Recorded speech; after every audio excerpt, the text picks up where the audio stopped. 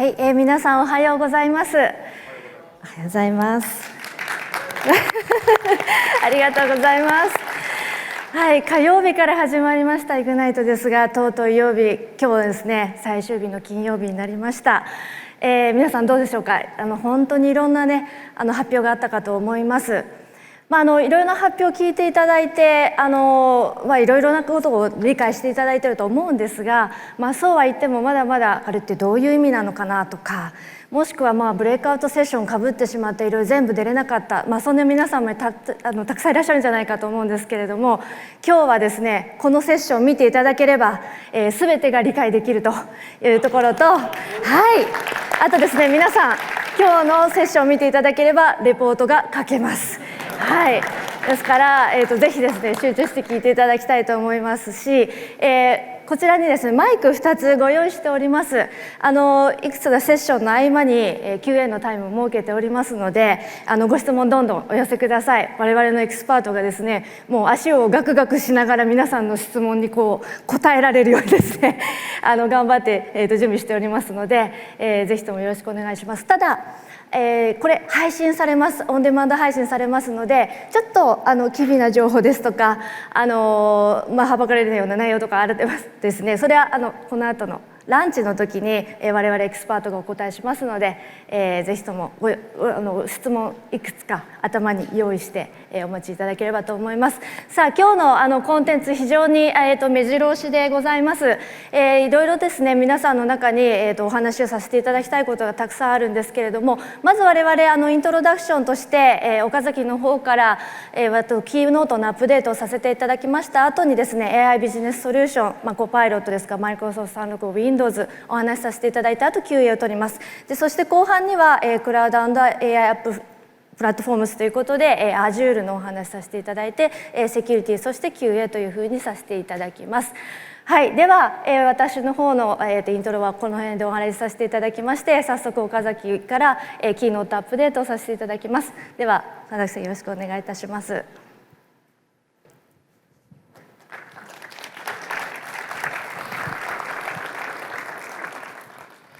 はい、皆さんおはようございます。ただいまご紹介に預かりました、日本マイクロソフトの方で、クラウド&AI ソリューション事業の方をリードさせてもらっております岡崎です。本当ですね、サンフランシスコというのはですね、当地にですね多くの方がご参加いただきまして本当にありがとうございました。今年はですね、実際に来場者数自体は2万人というふうな形になっております。昨年度ですね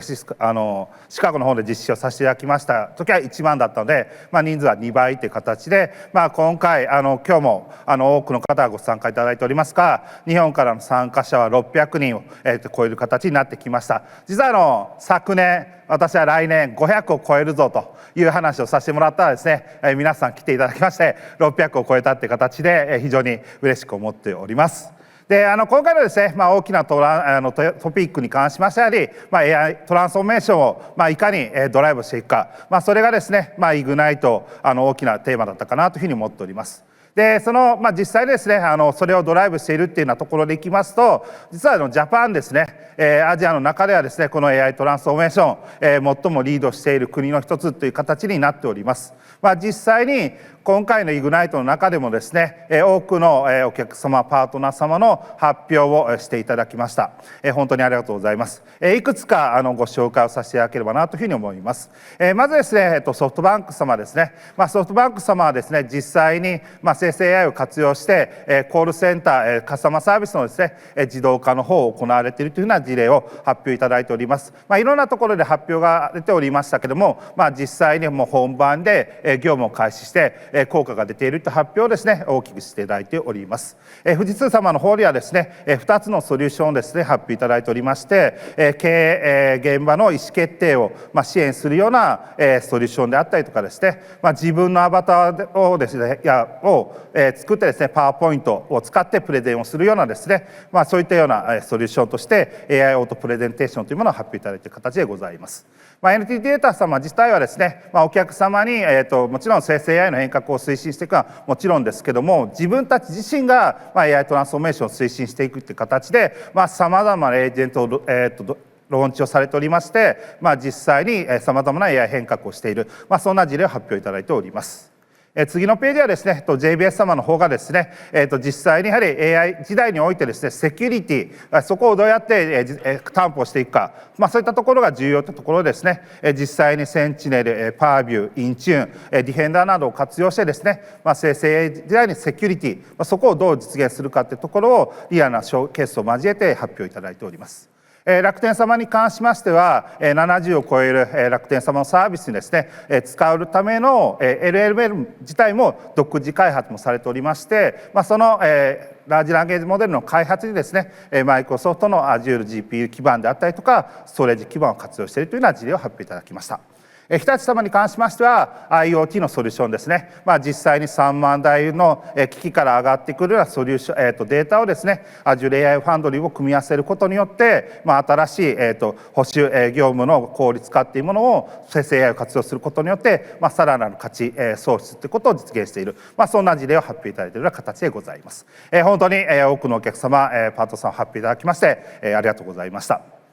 じゃあですね、ここからはですね、イグナイトのキーノートでどういうふうな発表があったのかのお話をしていければなというふうに思っております。今年はですね、イグナイト、キーノート、多くの人間が出てきて発表させていただいた形になっております。主なスピーカーに関しましては、ジャドソンというですね、今年イグナイトの前に少し前に発表があったんですけども、マイクロソフトのコマーシャルビジネス全体の CEO になったのがジャドソンなんですけども、そのジャドソンを中心にですね、キーノートの方を実施をさせていただきました。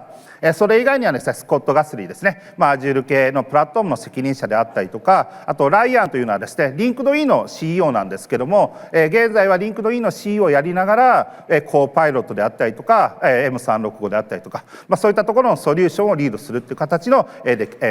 スポンシビリティを持っている形でございます。こういったメンバーを中心に発表させていただいた形でございます。で実際ですね、キーノートのトピックだったのがですね、基本的には成功のフレームワークとして、従業員のエクスペリエンスの強化、顧客エンゲージメントの改革、ビジネスプロセスの再構築、イノベーションの加速、そういうことをしていくのがですね、フロンティア企業になっていくのには必要ですと。でそれを支えるためにマイクロソフトとしてはですね、AI in the flow of human ambition、ユビキタスイノベーションでオブザビリティアットエブリレイヤーという形の3つのアプローチというものを支援していく、そういったことがマイクロソフトとして提供できますよというのがキーメッセージだった形でございます。じゃあ具体的なですねソリューションとして、本当に多くのソリューションが発表されたんですけども、イグナイトの中で発表されてぜひも持ち帰っていただきたいというところのですねものを私から発表共有させていただければなというふうに思っています。まずですね一番大きかった多分日本のお客様にとってですね、結構ワオっていうふうな発表があったのはこの発表だったかなというふうに思っております。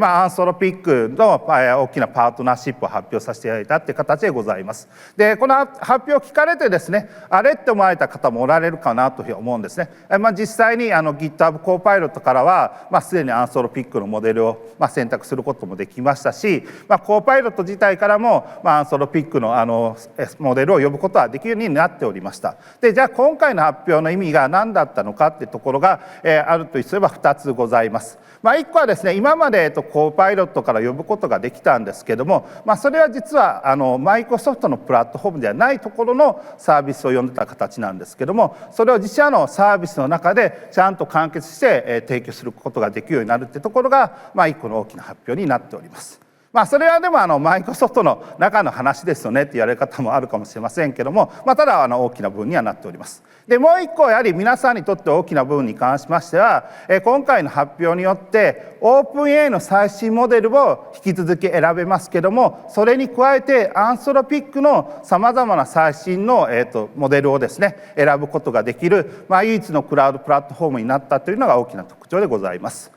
マイクロソフトの考え方としてはですね、プラットフォーマーとしてお客さんのイノベーションを推進していく、生成 AI のソリューションをドライブしていくのに必要なコンポーネント部品をやはりできるだけ全て提供していくっていうような考え方を持っておりますので、そういった意味で今回の発表はですね、よりお客様がやりたいことを実現するのに必要なコンポーネント部品をさらに追加をさせていただいたというような発表でございます。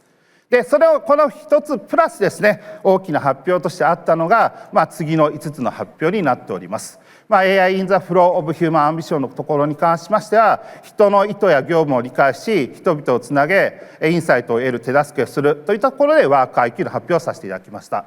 そして、あらゆるところで生成 AI を活用したイノベーションを推進していく、そして多くのデータを組み合わせて実現していく、そこでマイクロソフトファンドリー、ファブリック IQ、あとファンドリー IQ、これがキーのソリューションだったかなというふうに思っております。そして、それを実現するためのセキュリティというところで、エージェント365、ここがですね、大きな5大の大きな発表だったという形でございます。じゃあですね、この後もう少し掘り下げて、それらのご説明をしていければなというふうに思っております。まずですね、こちらの、ワーク IQ というところでございます。でまずワーク IQ の話をする前に、まずこの、コーパイロットのところの話から改めてお話しさせていただければなというふうに思っております。でコーパイロットに関しましてはですね、非常に多くのお客様に活用いただけるような形になっておりまして、すでにフォーチュン500の 90% の以上のお客様がですね、コーパイロットをご活用いただいております。で最近ではですね、一部だけ使っているのではなくてですね、全社的に活用していく、そんなお客様も増えてきている形でございます。じゃあこのコーパイロットの強みは何なのかっていった時にですね、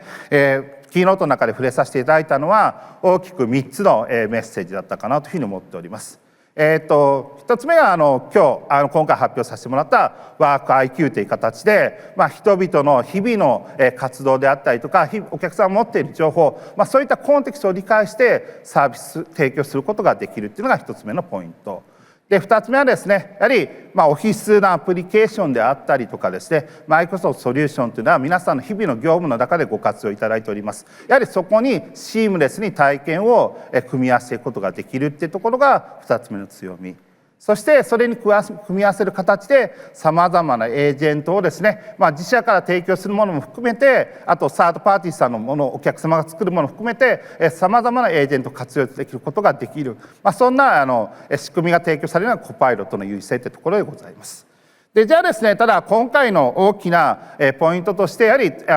あ何が今回大きな違いだったかというとですね、ワーク IQ というところがですね、大きな発表だったのかなというふうに思っています。じゃあワーク IQ がですね、何で構成されるのかっていうところなんですけども、大きくはですね3つのコンポーネントで構成されるというお話をさせていただいております。1個はデータですよね。例えばシェアポイントにあるようなデータであったりとか、日々皆さんがチームズでやり取りされているメッセージであったりとか、そして例えばアウトルックのメールであったりとか、そういったですねデータっていうものがですね、単に一個一個のデータではなくて、日々使うようなデータは何なのかであったりとか、そういったそのデータのつながりとかを意識した上で活用することができるっていうのが大きな特徴になっております。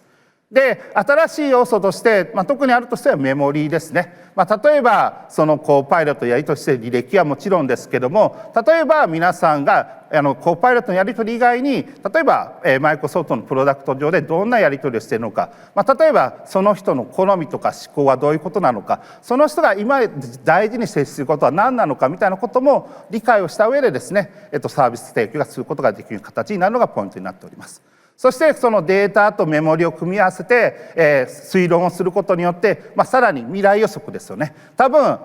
岡崎だったら次こういうことを求めてるんじゃないか、今この私の仕事の状態だったら何を欲しがってるんじゃないか、ちょっとより気の利いたアシスタント、そういった形に進化をしていくことができるっていうのは、やはり日々お客様が持っている情報とか活動っていうものを我々はちゃんと理解することができるっていうようなバックグラウンドがあるっていうのはポイントになっておるかなというふうに思っています。ただポイントとしてはマイクロソフトのワールドだけではなくてですね、マイクロソフトのデータを中心にしながらもですね、他の活動のデータ、他の業務アプリケーションのデータであったりとかもですね、ちゃんと組み合わせてこのワーク IQ を構成することができるっていうのは大きな特徴のポイントになるかなというふうに思っております。で続きまして2つ目、指き出すイノベーションのところの話をしていければなというふうに思っております。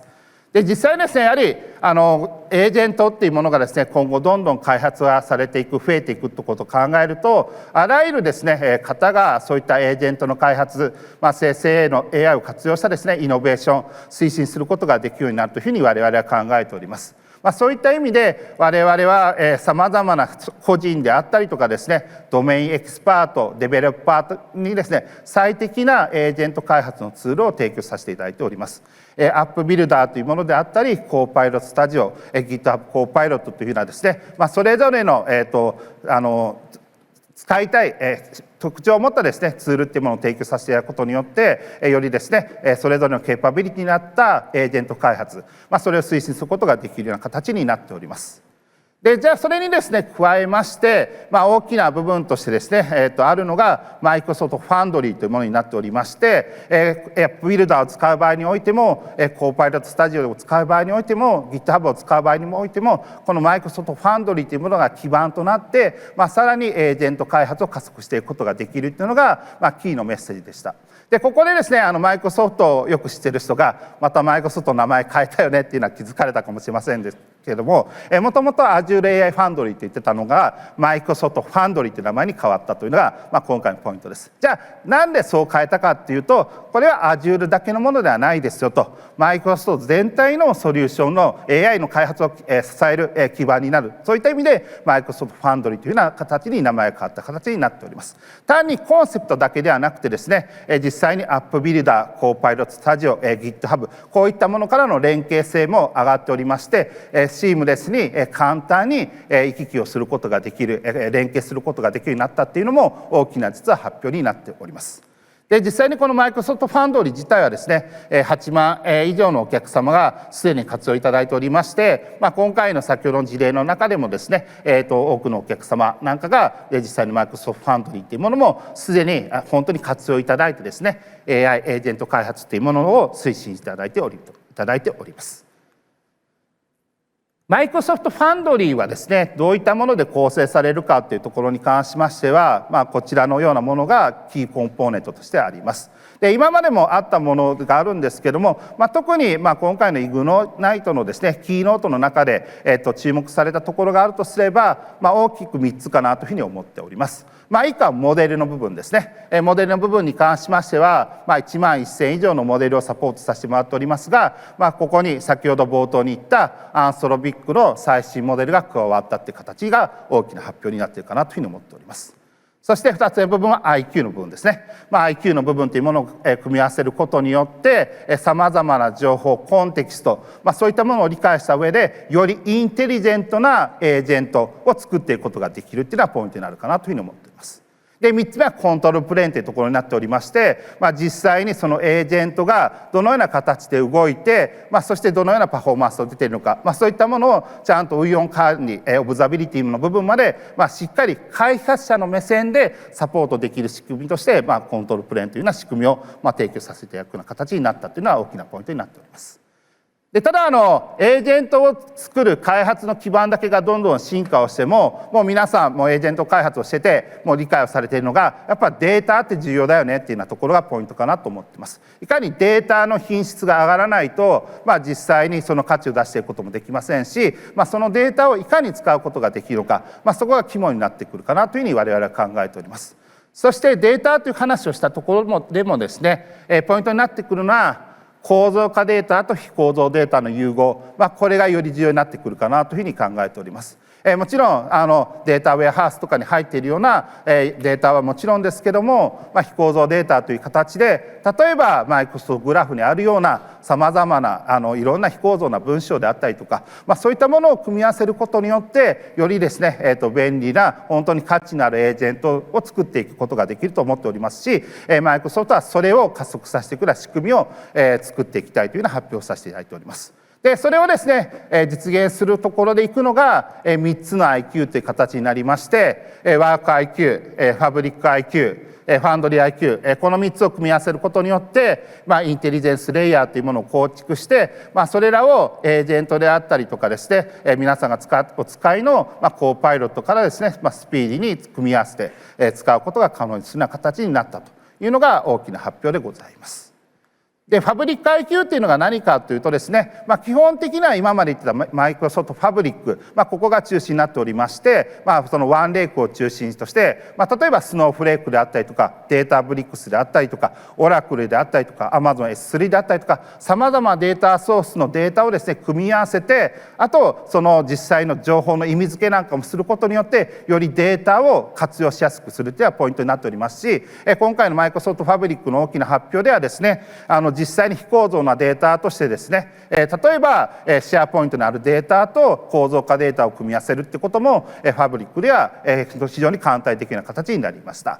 でエンタープライズのお客様も多いので、ファブリックの今回実は大きな発表としてあったのは SAP のコネクタもサポートするような形になったので、 SAP にあるようなデータもこのファブリック上で組み合わせることができるようになったっていうところもエンタープライズのお客様では大きな部分になるんじゃないかなというふうに思っております。そしてじゃあファンドリー IQ というのここに関しては、例えば MCP で外部のサービスを呼んだりですね、例えばサーチみたいなデータを持ってきたり、あと実際にここでですね、ワーク IQ であったりとかファブリック IQ、さまざまなデータを組み合わせてエージェントとそのデータを組み合わせる、ラグみたいなものの品質を強化するというところで効果的に動くのがファンドリー IQ というものになってきております。じゃあ、最後の部分ですね、オブザビリティ、あとエブリレイヤーオブスタックってところで、実際に我々のメッセージとしては、エージェントだけではなくて、やはりポイントになってはエージェントと人の共存になってくるかなというふうに思うので、エージェントと人、それをつないだ形でセキュリティガバナンスを実現していくっていうようなソリューションとして、エージェント365っていうものを発表させていただきました。でもう皆さん記憶に新しいかなというふうに思うんですけども、マイクロソフトのまず最初のアプローチとしてはですね、発表をすでにさせていただいていたのがエントラ ID でですね、エージェントの ID をサポートさせるような形ができるようになったって発表をすでにさせていただいておりました。それが実際に使いになったっていうのは一個の大きなポイントになっております。そして2つ目のポイントとして大きいのは今回発表させていただいたエージェント365というものになっておりまして、このエージェント365を使うことによって、実際にエージェントのオンボーディングですよね、どこに例えば社内にどんなエージェントが動いているのかで、そのエージェントを実際に活用できる形にするために、本当にテスト段階からお客様が利用できるような形の、ライフサイクル管理ですね、そういったところができるような形になっているというところであったり、あと実際に運用をしていてですね、どのエージェントが使われているのか、どのエージェントがあまり使われていないのかっていうところの管理であったり、エージェントによってはどのファイルにアクセスできるか、そういったセキュリティのコントロールであったりとか、このエージェントはちょっとリスクがあるよみたいなところの管理であったりとかっていうものができる形になっております。そういった意味ではオンボーディングから運用、セキュリティコンプライアンスまで、結構エージェントを管理していくのに必要と思われる機能を多く一通り揃えさせてもらったっていうのが大きなポイントになっております。でもちろんマイクロソフト上で作るエージェント、例えばコーパイロットスタジオで作ったり、マイクロソフトファンドリーで作るエージェントっていうものがエージェント365で簡単に管理できるっていうのはポイントですけども、もう一個やはり重要なポイントはサードパーティーさんが作るエージェント、皆様が作るエージェント自体もちゃんとこのエージェント365上で管理をできるってところも大きな特徴になっているかなというふうに思っております。はい。で今までお話しさせてもらった5つが、大きなアンソロピックとのパートナーシップの拡大というところに合わせて大きなメッセージだったというふうに考えております。で実際に今まで発表させてもらっておりましたコーパイロット AI、 このチャートに対してどういった形で今の5つの機能がマッピングされるかというとこんな形ですかね。実際にコーパイロットであったりコーパイロットスタジオからでもですね3つの IQ が活用できるような形になる。そしてそれらを組み合わせですね、マイクロソフトファンドリーというものがよりエージェント開発を加速していく。そしてそれを管理するためにセキュリティガバナンスの仕組みとしてエージェント365があるという形でございます。はい、あとですね、追加で加えるとすれば Azure プラットフォームの進化っていうところの発表もさせていただきました。実際にこの AI の時代を支えるにおいてやはりAI を支えるプラットフォーム、クラウド基盤の進化っていうところも大きな要素になっております。でビデオでキーノートでご紹介させていただきましたけれども、マイクロソフトでは非常に、AI 専用データセンターという形で最先端の AI の、データセンターというものの構築をすでに行って運用の方を開始させてもらっております。実際にこちらのデータセンターですね、最新の NVIDIA GPU も稼働させていただいておりまして、2階建て構造になっておりまして、実際にネットはGPU の密度を非常に高くすることによって最も効率的なデータセンターを作っているのがポイントになっております。ただこれすごく素晴らしいんですけども、これだけでも足りないんですね。で今回このデータセンターに関しまして AI ワン構想という形で、このデータセンター自体をクラスターでどんどん組んでいくことによって世界規模でこの AI データセンターのケーパビリティを拡張できるような形の設計になっているところも大きな特徴であるかなというふうに思っております。じゃあこれが皆さんにとってどんな意味があるのかっていうのは、このチャートで表されているかなというふうに思っておりまして、やはり今まで AI のコストってすごく高いよねって言われてたのが、実際にこのデータセンターインフラの進化によって現実的な費用になってイノベーションを加速させていく、そういった部分で大きく寄与しているのがデータセンターの進化というところでございます。もちろんデータセンターだけではなくて Azure の基盤も進化をしております。実際に Azure Copilot に関しましてもさまざまなエージェントがサポートするような形になっております。デプロイメント、オプティマイゼーション、オブザビリティ、レジリエンシー、トラブルシューティング、マイグレーションという形で、実際に Azure の開発運用でですね、必要なことをサポートするエージェントというものが多く追加されております。これらを活用することによって、運用自体なんかを非常に効率化することもできると思いますし、さらにマイグレーションというところも加速をしていくことができるので、実際に AI の適用であったりクラウドのシフト、そういったものを加速させてですね、皆さんのイノベーションをさらに加速させることができるようになっているというふうに我々は考えております。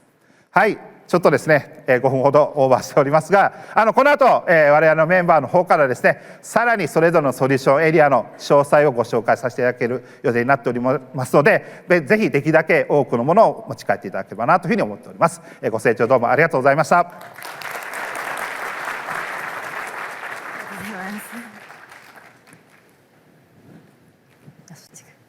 遠いですね。遠い。はい。はい、ではここからはコーパイロットソリューションエンジニアの柴田優奈と申します。よろしくお願いします。はい、コパイロットグローバルブラックベルトの優奈船本と申します。英語で言っちゃった。船本と申します。よろしくお願いいたします。はい、ここからは2人の優奈からですね、マイクロソフト365コーパイロットと Windows のアップデートについてご紹介をさせていただきます。このセクションの中では4つですね、触れさせていただきます。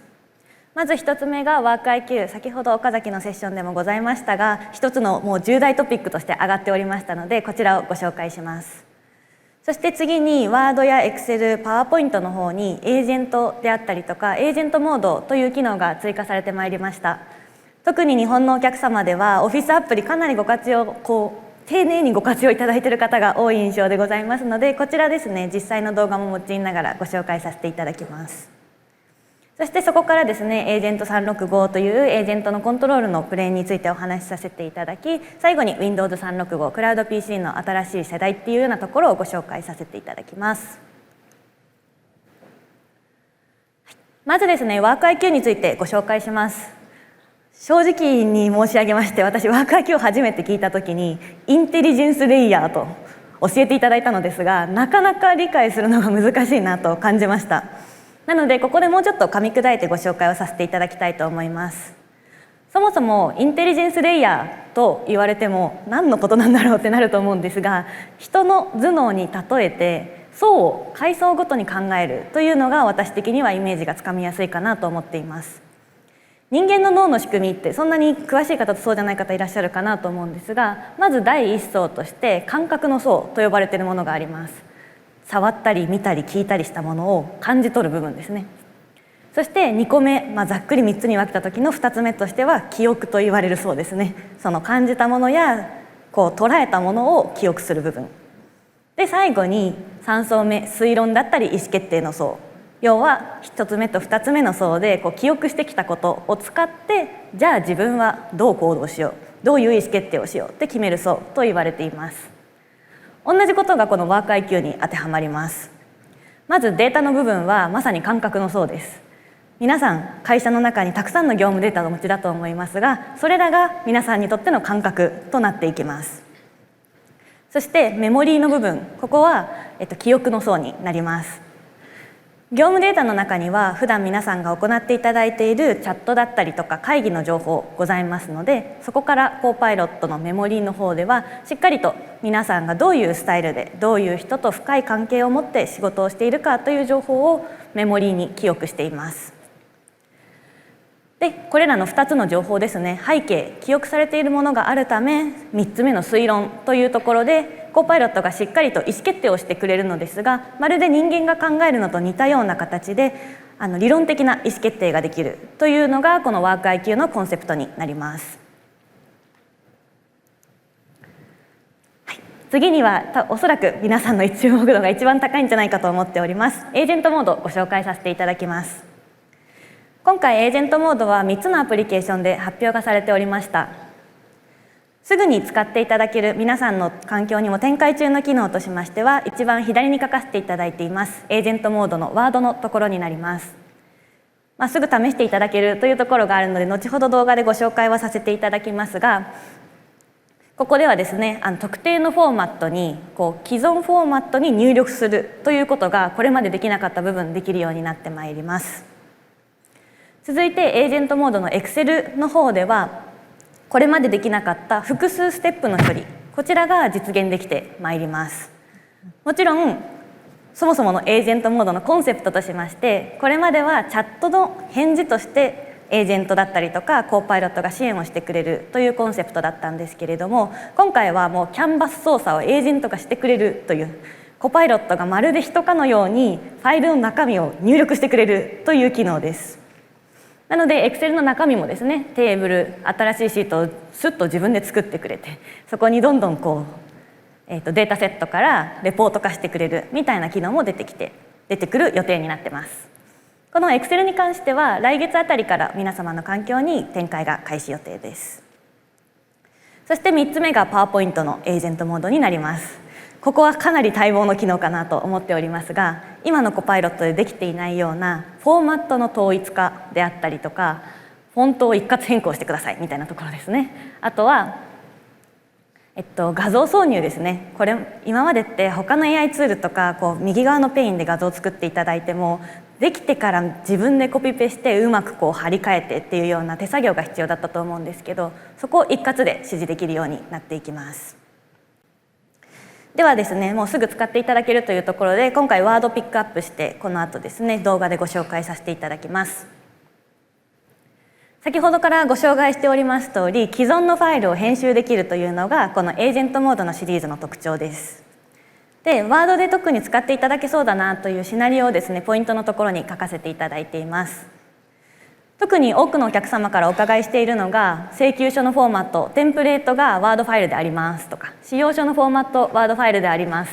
でじゃあいざですねこの請求書に紐づくようなメールを受信しましたと、なんかこの発注依頼のメールが来ましたという時に、じゃあそれをですねもうメールをこちらの左のウィンドウで開いて、右側にテンプレートをコピーして開いて、そこを一生懸命手入力してますっていうようなところは本当に多くのお客様でお伺いしているシナリオじゃないかなと思います。まさにそのシナリオでこのエージェントモード活躍しますので、ちょっと動画ここから再生させていただきたいと思います。で今回のシナリオではまさにその請求書フォーマット、一番よくお伺いするところかなと思いますのでご用意しております。メールの中身ですね、今受信しましたこのメールは発注依頼が書いておりまして、中身には配送先の会社名とか住所とかそのあたりが載っています。はい、でここからやることとしては、今まで通りコーパイロットウィンドウを開いていただきます。ポイントとしてはエージェントモードをここで指定します。そうすることでコパイロットにファイル内を直接編集する権限を与えるみたいなことができます。それではここでですね、先ほど見ていただいたメールのリンク選択しまして、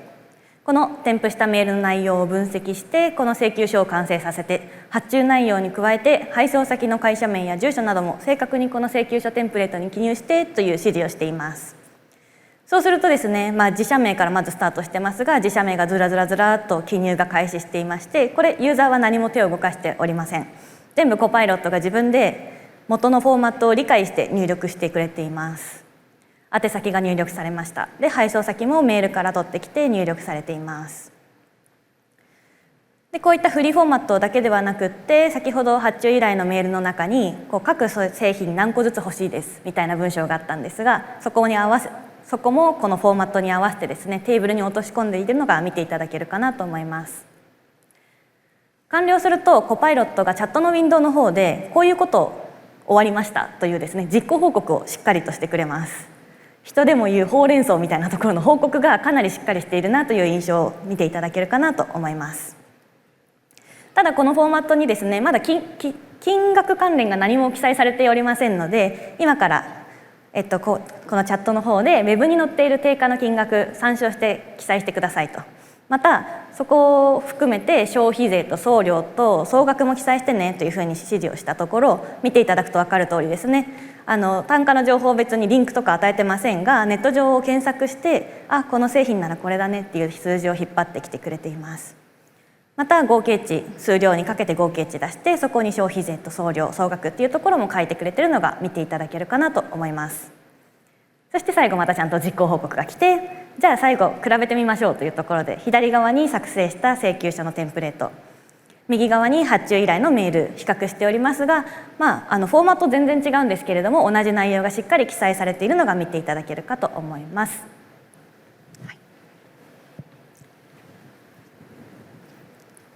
さんありがとうございます。私も個人的にエージェントモードめちゃめちゃ楽しみにしていたので、ありがとうございます。私からはですね、今から2つ、ご紹介させていただきます。エージェント365、それから Windows 365のアップデートをピックアップしてお伝えできればと思います。まずエージェント365ですね、ジャドソンのキーノートでも大々的に発表させていただきました。今企業で、急増している AI エージェントを一元的に管理いただける新しいコントロールプレーンとして、提供させて、いただきます。我々、IT 管理の、ID 管理のプラットフォームを長年やってきた、企業として皆様に、ご提供できる強いソリューションだと確信をしております。こちらですね、マイクロソフト365の管理センターから、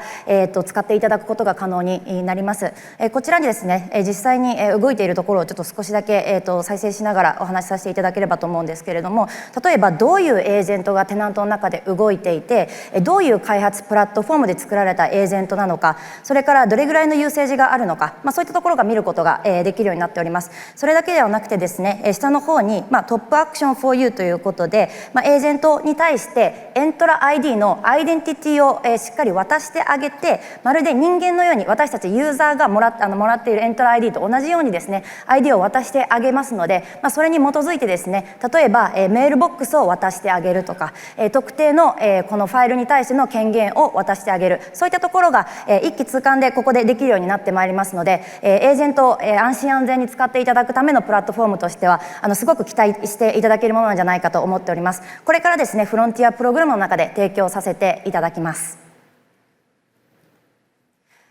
それから忘れてはいけない Windows 系のアップデートでございます。もちろん AI のお話もたくさんございますけれども、我々 OS も強い会社でございます。我々の提供させていただいているクラウド PC である Windows 365の発表をさせていただきます。まず一つ目が Windows 365 for Agent でございます。今エージェントの話をする中でですね、ここにエージェントクワって書いてるんですけれども、コンピューターユージングエージェント、要はユーザーからのプロンプトの指示に従って、AI の方がですね、実際にブラウザの操作だったりをできるようになるというところで、これ非常に注目をされている新しい技術なんですけれども、すでに事前に企業用のポリシーだったりだとか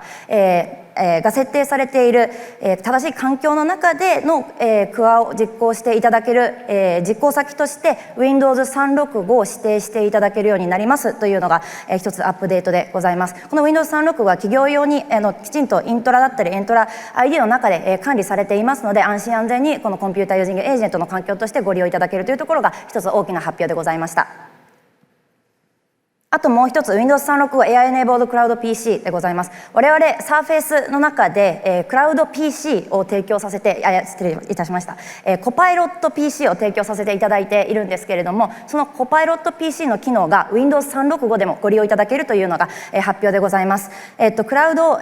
コパイロット PC の中でですね、今までできていたフェデレーション検索、例えば複数のデータソースを検索するであったりだとか、自然言語の検索、文脈を理解して検索結果を返す、それからクリックトゥドゥ機能ですね。クリックで AI がタスクをいろんなところを実行してくれる。これが、コパイロット PC に実装されているんですが、Windows 365でも、ご利用いただけるようになりますというところでございます。一部の地域で、プレビュー提供開始になっておりまして、日本でももうじき提供開始できるようになっております、準備しておりますので、ぜひ、お楽しみにしていただければと思います。最後にちょっとこれ、AI の文脈とはずれるんですけれども、Windows 365リザーブということで、例えば何かセキュリティインシデントがあったりだとか、端末が故障した際にですね、Windows 365の環境を事前に年間これぐらいの、期間だけ使えるというところでリザーブをしていただいて、すぐに何かあった時に、アクセスしてご利用いただける、環境も提供させていただくというところも発表させていただいております。これかなりお安くてですね、年間あたり$20で提供できるというところございますので、IT で特にPC の管理をされている皆様にはメリットのある、機能なんじゃないかなと思っております。こちらも12月1日から提供を開始させていただきます。はい、ちょっと15分ぐらい使ってですね、いろいろお話をさせていただいたんですけれども、本当に私たちもまだ吸収しきれてないぐらい多くの発表がございました。日本に戻りましたら改めて皆さんとお時間を過ごさせていただいて、このあたり一気にご紹介していきたいなと、で活用していただけるように、サポートさせていただきたいなと思っておりますので、今後とも、コパイロット Windows をよろしくお願いいたします。我々のセッションは以上になります。ありがとうございます。それではパワープラットフォームと Dynamics 365のアップデートをしていただきます。坂本さんお願いいたします。はい、皆さんこんにちは。パワープラットフォームソリューションエンジニアの坂本です。ここからは私の方で、ビジネスアプリケーションの領域に絞ってですね、10分間にギュッとまとめて今回のアップデート内容を紹介できたらなというふうに思います。特にですね、今回いくつか数字の方を並べさせていただいているんですけれども、ビジネスアプリケーション、ここも例に漏れずですね、たくさんのセッション、そして多くの新機能の発表がございました。その中からコパイロットスタジオ、そしてパワーアップス、ダイナミックス365のアップデートをピックアップして皆さんの方にご紹介できたらなというふうに思います。はい、ちょっと機能のアップデート紹介する前にですね、改めてフロンティア企業におけるAI 活用、どんなふうに活用するか、どういったところに着目しているのかというところを改めて振り返れたらなというふうに思います。一つ目は個人の生産性向上ですね。ここは言わずもがな先ほどの柴田さんの方からも紹介があったマイクロソフト365コパイロットですね。で2つ目はいかにその AI の活用、エージェントっていうところを皆さんの業務の中、ビジネスプロセスの中に埋め込んでいくか、消化させていくかというところですね。でそして最後3つ目、もちろんエージェントが進んだら実際の業務の中で使っているシステムについても最適解って何だろう、これも変わってくる形になるかと思います。そういったところを見ていけたらというふうに思います。こうした変化に対して、弊社マイクロソフトとしては、AI をより効率的に、効果的に皆さんに使っていただけるように多くの発表があったので、ちょっと順番に一つずつ見ていけたらというふうに思います。まず最初、マイクロソフト365コパイロットですね。こちらはまず社員の方一人一人の生産性をぐっと高めるためにはどういった機能が必要かという観点ですね。いくつかの機能についてはもう先ほどすでにご紹介あったかなというふうに思うのですが、特にビジネスアプリケーション、業務プロセスの中においてはですね、キーノートの中でもアップビルダーというサービスが発表されていたかなというふうに思います。こちらは自然言語のみでアプリ開発が可能な、そういったものになっていますと。でかつマイクロソフト365コパイロットに埋め込まれているので、特段何か新しいサービスウェブブラウザにアクセスしてってそういったところ不要でですね、すぐに直感的にアプリ開発ができますと。でかつリアクトベースの最新のモダンなウェブ開発言語で、リッチなデザインでアプリが自動的に出来上がりますと。でこちらについては、例えば、今回のようなイベント管理ですね、イベント管理のタスクをさっと整理したいなだとか、そういった際にもこんなアプリあったらいいな、こんなタスク管理したいなっていうところをすぐに自然言語で入力いただくと、それをもとにすぐに形が出来上がりますと。その後にですね、実際にファイル共有をするような感覚でアプリをすぐにチームの方々だったりだとか社内の方に共有いただける、そんなサービスになっております。ぜひこちらも引き続きチェックいただけたらなというふうに思います。で続いて業務プロセスの部分ですね。業務プロセスの改善のところについてはコパイロットスタジオの出番になっています。でコパイロットスタジオについてはすでに多くのセッションでもワードが上がっていたりだとかキーノートの中にもたくさん触れられていたかなというふうに思うのですが、簡単なエージェントをすぐに作っていただけるそういったサービス、そういった側面もある一方で、複雑な業務プロセスだったりだとかさまざまなシナリオに柔軟に対応できるそういったツール群、機能群というところを豊富に提供しているそういったサービスになっています。特にこの半年間だけ見ても非常に多くのアップデートが集中しているそんなサービスになっています。でもちろんエージェントを作る上で皆さんの業務もそうだと思うんですけれども、一人で仕事を完結するってなかなかないかなというふうに思います。そういった場合に複数のエージェントも一緒ですね、複数のエージェントで協力して業務を進めるそういったマルチエージェントのシナリオについても対応してますよと。マルチエージェントについては以前からコパイロットスタジオで構築したエージェント同士であれば基本的に連携ができるそういった形にサービス提供していたんですけれども、今回ファブリックに加えて新たにファウンダリで構築したエージェントについてもシームレスに連携できるような形になりました。かつですね A2A 業界標準のプロトコルにも対応するというところが発表されたので、既存の皆さんがすでにも他のプラットフォームで開発されているものだったりだとかそういったところの資産を生かしてですねシームレスに連携できると、これによって、展開範囲だったりだとかシナリオも柔軟に幅広く増えるんじゃないかなと、そんなふうに期待しているそういったアップデートになっております。でただですねこちらマルチエージェントあくまでもコパイロットスタジオで構築したエージェントから、他のエージェントコエージェントを呼び出すそういったシナリオに対応している機能になっていますと。一方でですね、多くのお客様からイグナイト前からですね非常に多くのお客様から他のプラットフォームもしくはファウンダリだったりだとかからコパイロットスタジオのエージェントをコエージェントとして呼び出せないかそういったご相談非常に多くいただいていて、我々もなかなか回答が難しかったというか苦しかったところでした。そんな課題感をお持ちの方に朗報ですと、ついにですね MCP 対応しますと。なので先ほどMCP サーバーだったりというところはツール群でワードとしてありましたが、こちらはクライアントとしてエージェントを公開することができますよと。これによってですね、プラットフォーム気にせずコパイロットスタジオのエージェントついにですね呼び出すことができるので、こちらがプライベートプレビューで提供開始しますよというところになっているので、ぜひちょっと今までこの辺り気になっていたような方はぜひプライベートプレビュー申し込んでいただいてすぐに動作だったりっていうところをご確認いただけたらなと、そんなふうに思っています。その他にもですねコパイロットスタジオ非常に多くの機能追加そして機能改善の発表がございました。ここも先ほどのお話もありましたがちょっと私もまだキャッチアップできていないそういった非常に多くの情報があるので、そのあたりは別途整理してですね皆さんの方に追って情報提供できたらなと、そんなふうに考えています。でここまでで個人の生産性そしてビジネスプロセスの改善というところを見ていきました。次はですね実際に求められるシステムも変わってくるよと。実際エージェントと一緒に働く際にはどんなシステムが最適か UI/UX の部分ですね、そこはパワーアップスの出番になってきます。パワーアップスはですね人とエージェントがより自然に特段エージェントを意識せずに仕事ができるようなそういった世界観を目指してですねさまざまな機能のアップデートというところが発表されています。この時間ではですねちょっと3つ機能をピックアップしてご紹介できたらなというふうに思います。まず1つ目がバイブパワーアップスですね。ちょっともしかしたらもう聞かれたことあるようだったりだとかセッションでも見たよって方いらっしゃるかもしれないんですけれども、こちらはですね自然言語でどんなシステムを作りたいか課題感というところを入力するだけ説明するだけでですね4つのエージェントが皆さんのアプリ開発システム開発を手伝ってくれますと。4つのエージェント、1つ目がまず要件定義ですね。要件定義エージェントが皆さんの課題感をベースに、どんな登場人物でどんな業務プロセスだっけってところを整理してくれます。で次にデータエージェント、データエージェントがそのプロセスに必要なデータモデル、データベース何が必要だっけっていうところを整理してくれます。でそして3つ目ソリューションエージェントがその業務プロセスその要件に対して必要なソリューションサービスっていうところを自動的に生成してくれてます。でそして最後4つ目のエージェントが今回新しく発表されたものになるんですけども、コードエージェントですね。コードエージェントについてはここまでのデータモデリングだったりだとかソリューションベースに実際のユーザーが使いやすい画面というところをリアクトベースで自動生成してくれますと。でアップビルダーに先ほど紹介したアップビルダーに非常に似ているなっていうところではあるんですけれども、こちらはより個人ではなくてより組織だったりだとか会社全体で利用いただけるようなビジネスクリティカルなシステムにも採用いただけるようなプラットフォームで自動生成されると、そんな風に思っていただけたらと思います。なので本当にこんなシステムあったらいいな、こんな課題があるなっていったところをまずは入力してみるとすぐに形になってそれをベースにディスカッションできる、そんな世界になっているんじゃないかなという風に思いますので、こちらもぜひ、実際に触ってみて動作確認だったりだとかフィードバックの方を見ていただけたらなと、そんな風に思っています。続いてパワーアップスについては実際に作った後ですね、利用者の目線になってみると、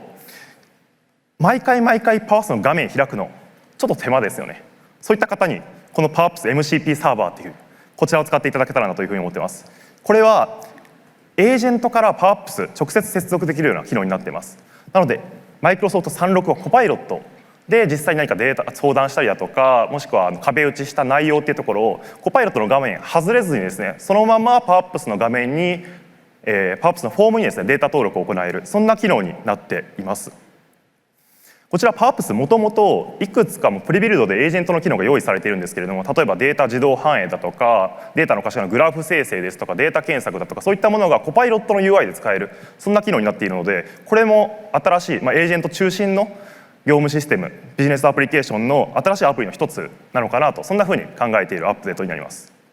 でここまで作り方と、そしてコパイロットベースのアップデート変わってきましたと。で実際にエージェントがどんどん加速すると、やっぱりエージェント本当にちゃんと仕事をしているのかいと、どっかでつまずいてないかだとか、そういったところを管理する必要ありますよね。でかつ一人のエージェントだったらまだしも、ちょっと先ほどもマルチエージェントで紹介した通り、実際の業務プロセスって複数の人と仕事しますよね。採用管理でも複数の人、複数のエージェント、経費生産でも複数のエージェントが登場しますと。そういった業務ごとに関係するエージェントってところを一括で管理できる、そういったビューってところがエージェントフィードになっています。なので毎日皆さんが出社してメールを確認するような要領で、出社してエージェントちゃんと働いていたかいっていうところを確認していただいて、つまずいていたらもちろんそこをフォローしてあげる。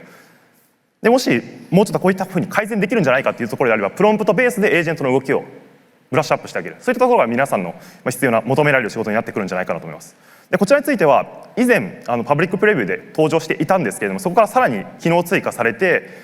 機能強化されてですね、エージェントフィードの部分については単純にエージェントのリストを見るだけじゃなくてですね、エージェント側からユーザー側に、なので皆さんの方にこういった情報を入力してよっていうところをエージェント側から求めれるような、そういったものだったりだとか、必ずしもこのフィードの画面についても、単一ではなくてもっと業務シナリオに合わせた最適な UI があるよねって、そういったところもカスタムできるような、そういった機能が追加で登場しています。ここもぜひご注目いただけたらなというふうに思います。そういったエージェント中心の UI だったりだとか業務システムっていうところを簡単に作れる、そんなものがパワーアップスになってるんですけれども、もうすでにですねエージェントを軸としたアプリケーションの代表例というところがあります。それがダイナミクス365ですね。ダイナミクス365については顧客エンゲージメントのあらゆる段階、あらゆるフェーズに合わせたエージェントっていうところがもうプリビルドで埋め込まれてますと。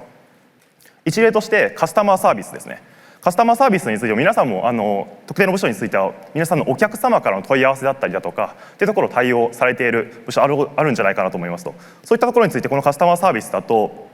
チャットや音声で会話中の内容をもとにですね、あらかじめ決められたナレッジからリアルタイムでエージェントが下出ししてくれると。でそのナレッジもダイナミクス365だったりだとかマイクロソフトテナント内だけじゃなくて複数のクロスプラットフォームで情報収集してリアルタイムで示唆を出してくれる、そんな風な形でエージェントが皆さんに溶け込んでですね業務プロセスを自動化してくれる、そんな機能が登場してきています。このような形でですね多くのエージェントの機能がビジネスアプリケーションの中に組み込まれてきますと。こういったエージェンティックビジネスアプリケーション、こういったものが今後より皆さんの中に活用が進むようにさらに機能拡張進んでいくかなと思いますので、引き続きご注目いただけたらなと、そんなふうに思っています。私の方からは以上となります。ありがとうございました。ここからは QA に移りたいと思います。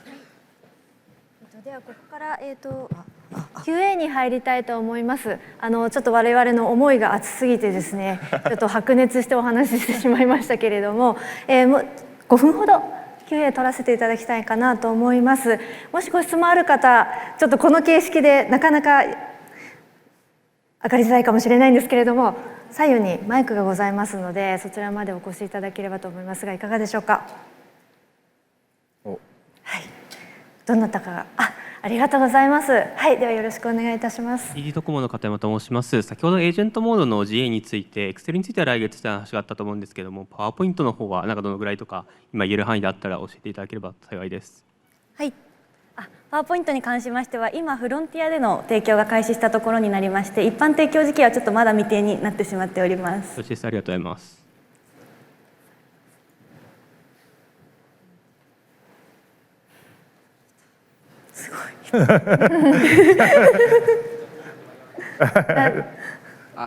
NTT データセンター技術の原田と申します。バイブパワーアップスがあったと思うんですけど、あれで生成される画面ってキャンバスとかとは全然別のレイアウトのものが出来上がるってイメージなんでしょうか。おっしゃる通りです。キャンバスアプリモデル駆動第3でコードアップスっていうものに分類されるものになりますね。基本的にリアクトベースになるのでリアクトベースで修正いただける形になります。なるほど。わかりました。ちょっとコードベースですね、イメージができて、ありがとうございます。ありがとうございます。じゃあそちらの方。住友商事の浅田です。先ほど岡崎さんの方からご説明いただいたキーノートの中のスライドでちょっとさまつな話なんですけども、一番下にマイクロソフトファウンドリーがあって GitHub コパイロットスタジオでマイクロソフトサンドコパイロットアップビルダーっていうのがあったかなと思ってます。でちょっとここのところがよく理解ができてなくてですね、アップビルダー自体はファウンダリーとつながるようなまだ状況ではないと思っていて、アップビルダーというのがなんでしょう、エージェントビルダーとかも含むようなそのメムサンドコパイロット側の方の、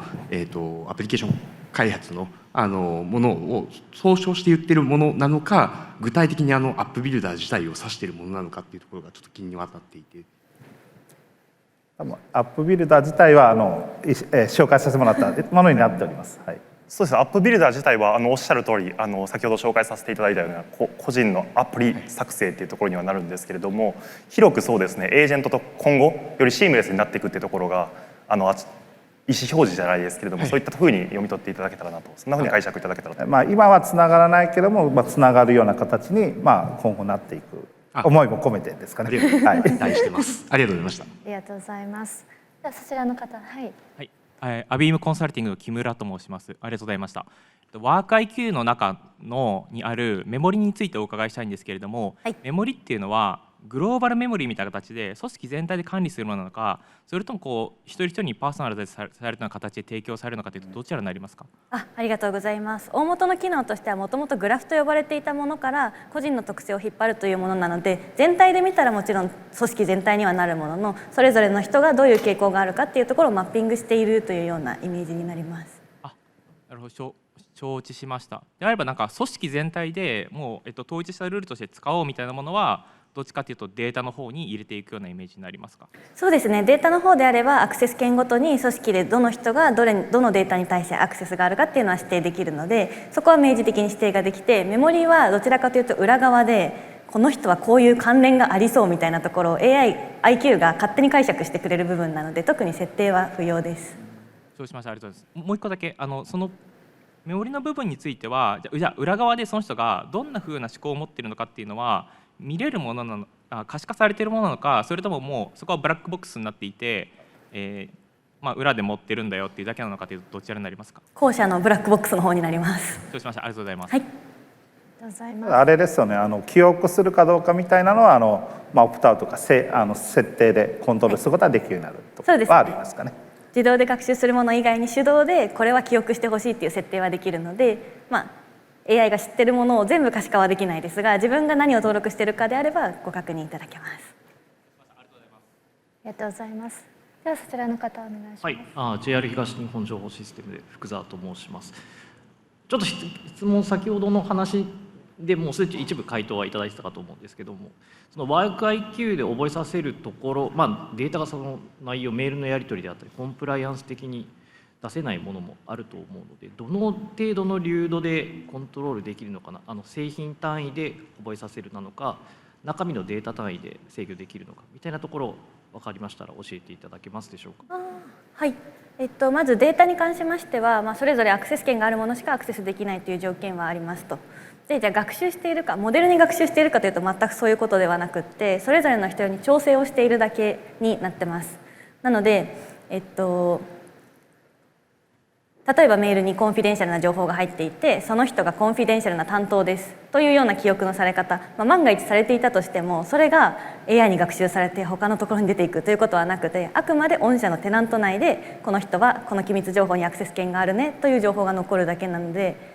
そこまでご心配データ自体というよりは利用の仕方だけが学習っていうか、記録されるから、他で利用されることはないよみたいな。ないです。はい。はい、わかりました。ありがとうございます。はい、ありがとうございます。では最後の質問でそちらの方お願いします。JT の丹羽と申します。ご説明ありがとうございました。ワーク IQ について先ほどもご説明いただきましたが、組織的なメモリとして管理されているということで、例えば自分の同僚のなんでしょうね、ペルソナ、人格というものを疑似的に自分のコパイロットの中に再現して、例えばレビューを再現していただくっていうような機能は今後想定できますか？未来あり得る可能性はございますが、現状そのようなものは聞いておらず、エントラ ID とは連携しているので、チームメンバーを理解していたりですとか、そのメンバーと自分がどれぐらいやり取りしているかというような情報は今のところ取っていただくことができます。ありがとうございました。ありがとうございます。では皆さん Q&A をしていただいた皆さんありがとうございました。じゃあ前半のパートをこちらで一旦終わりにします。どうもありがとうございます。ありがとうございます。ではですね、早速この後、会に進んでいきたいと思いますので、本当に合ってましたか？はい、皆様よろしくお願いします。ここからはですね、Azure のパートになっていきます。まずは、ソリューションエンジニアの上野の方から AI& エージェントというところをご紹介させていただければと思います。で、この領域でこの Ignite で注目していただきたいサービスって大きく2つございました。一つは Foundry ですね。で、もう一つは GitHub の Copilot になっております。まずは Foundry の方からご紹介させていただきます。先ほど岡崎の方からご紹介もありましたが、今回今まで AI ファウンドリーと呼ばれていたサービスがファウンドリーという名前に変わりました。で、ものすごく進化しております。今回はこのそれぞれの領域に対してたくさんアップデートございましたが、注目すべきものだけをピックアップしながら、ご紹介させていただければと思います。はい。で、まずはですね、モデルのところですね。こちら一番大きな発表かと思います。キーノートでも取り上げられましたアンソロピック社の提携によって、今までGitHub のコパイロットとかで皆さん使うことはできたんですけど、このモデルを使って Azure 上でサービス提供していただくということできなかったと思います。で、それができるようになったというところが一番大きな進化かと思います。で、もう一つはモデルルーすいません。モデルルーターというサービスの GA です。これ後ほどどういった機能なのかというところをご紹介させていただこうかと思います。はい、でまずですね、モデルのところ、今1万1000モデル以上ファウンドリーの中でご利用いただくことが可能になっております。で、ファウンドリーを通じてこういうモデル使っていただくことによって何がメリットなのかというところをお伝えさせていただくと、まずは統一的なアクセスですね。皆さんポチポチしていただくだけでどのモデルも展開していけるというところが一つございます。で、もちろんクラウド上で展開いただいていますのでスケーラブルでございますし、あとは Azure 上というところがありますので、エンタープライズに対応した例えばネットワークの設定とかもですね、そういったところも可能になっております。なのでエンタープライズで使っていただけるようなモデルっていうのを簡単に展開していただけるっていうところが一つメリットになります。で、加えてモデルの中にマイクロソフトが直接提供しているものもあるんですね。で、それを使っていただくと、例えば SLA がつくとかですね、あと容量予約みたいな形できちんとリソースを確保しながら使っていただけるというような形になっております。で、加えて、ガードレールのような機能ございますので、それを使っていただくことによってきちんとできる範囲を決めていただく、その中で自由に生成 AI が動いてもらうっていう環境を作ることが容易にできるというところが一つポイントになります。はい。で、次モデルルーターのところですね。こちら少し前から機能はございました。今回のアップデートはこれが GA したというものになっております。で、皆さん生成 AI のアプリケーションを作っていただくときいかがですかね。複数のモデル並べている方もいらっしゃるかもしれないんですが、基本的には1モデルで対応されている方いらっしゃると多くいらっしゃると思います。で、このモデルルーターを使うことによって何が良くなるのかというところをお伝えさせていただくとですね、例えばユーザーさんいろんな質問をしてくるかと思うんですね。で、それを一つのモデルで今は受けているかと思います。で、それがモデルルーターが間に入ることによって、質問に応じて使うモデルっていうのを切り替えることが自動的にできるようになります。で、そうすると何が良くなるのかというとですね、実際に、それぞれのモデルトークンごとの単価違っているかと思うんですけど、そこが最適化されたりだとか、あとレスポンス時間も変わってます。そこも最適化されるというところがございますので、そういったところでですね、より適切にアプリケーションを展開していくというところで使っていただけるようなサービスになっております。はい。で、次がファウンドリーのエージェントの領域ご紹介させてください。ここに関してはワークフローと、マイクロソフト365エージェント365に対するパブリッシュする機能というのがリリースされました。でまずワークフローの方ですね。おそらく皆さんこれからどんどんエージェントを作っていただくかと思います。でそれぞれのエージェントは、それぞれに専門的な領域のエージェントになっているかと思うんですね。でそれを、連携させながら一つのワークフローを組んでいくかと思います。でそうすることでより複雑なタスクを実行できるような環境というのを作っていただくようになるかと思うんですね。でそうした時にじゃあどのエージェントとどのエージェントをどう連携させるのか、もしくはそこにどう人が入ってヒューマンインザループを実現するのかっていうのを考えていただく時にですね、この機能を使っていただくとより簡単にできるというようなものになります。具体的にはこの画面の左側に出ているようにですね、ローコードでワークフローを設計していただくことが可能になっておりますので、これを設計していただくことでより簡単にワークフローを実現していただけるようになります。はい。でもう一つは、こちらの機能になります。M365、A365 に対して公開です。ファウンドリーの中の画面にこのパブリッシュというボタン出てきてます。でこのボタンを押していただくともうそれだけで、例えば M365 のコパイロットからそのエージェントを使ったりとかですね、Teams チャットでそのエージェントを使っていただいたりとかですね、そういうことが簡単にできるようになっておりますので、こちらもぜひご利用ください。はい。で次が IQ の部分ですね。注目されている IQ3 兄弟の中の一つです。ファウンドリー IQ というのがこのファウンドリーの中に入っております。で他のファウンドリーと違って一つ分かりやすいところがですね、このファウンドリー IQ の下に by Azure AI Search という文字が入っております。なので AI サーチ皆様使っている方もいらっしゃるかもしれないんですが、それをイメージしていただくとここ分かりやすいんじゃないかなというところにはなっております。で具体的にどういうことなのかというと、例えばデータを取り込むときインデックス化をしてくれます。でインデックスがすでについているものであればそれも使いますし、ついていないようなものであればインデックスをつけるという形でございます。で加えて例えばインターネット検索のようなすでに、リモートにあって、インデックスついているものに関してはそれをそのまま統合する。でそれを、統合的に検索してセマンティックリランキングすることによって本当にユーザーが必要なものっていうのを情報を取得するような環境を作れるっていうところが一つございます。でもう一つはですね、データの活用に関してもこういう形で、AI サーチの中に入っているエージェンティックリトリーバルの機能ですね、これが中に入っております。通常だとユーザーがクエリを投げた時にそのクエリに従って検索をかけるんですけど、その検索が本当に適切なものなのかっていうところを評価してくれます。なのでそれを評価する指標としてですね、過去の LLM との対話っていうのを、使いながらユーザーのクエリに対してクエリの計画を立てます。でそして、複数の検索っていうのをバーッとかけて検索それ結果それぞれをですねリランキングして、でこれが検索結果ですよっていうふうに返すような機能がこのエージェンティックリトリーバルという機能です。これを使っていただくことによってより適切な検索結果を返せるようになると、そういったものを IQ の中に組み込まれていると思っていただければよいかなと思います。はい、で次ツールのところですね。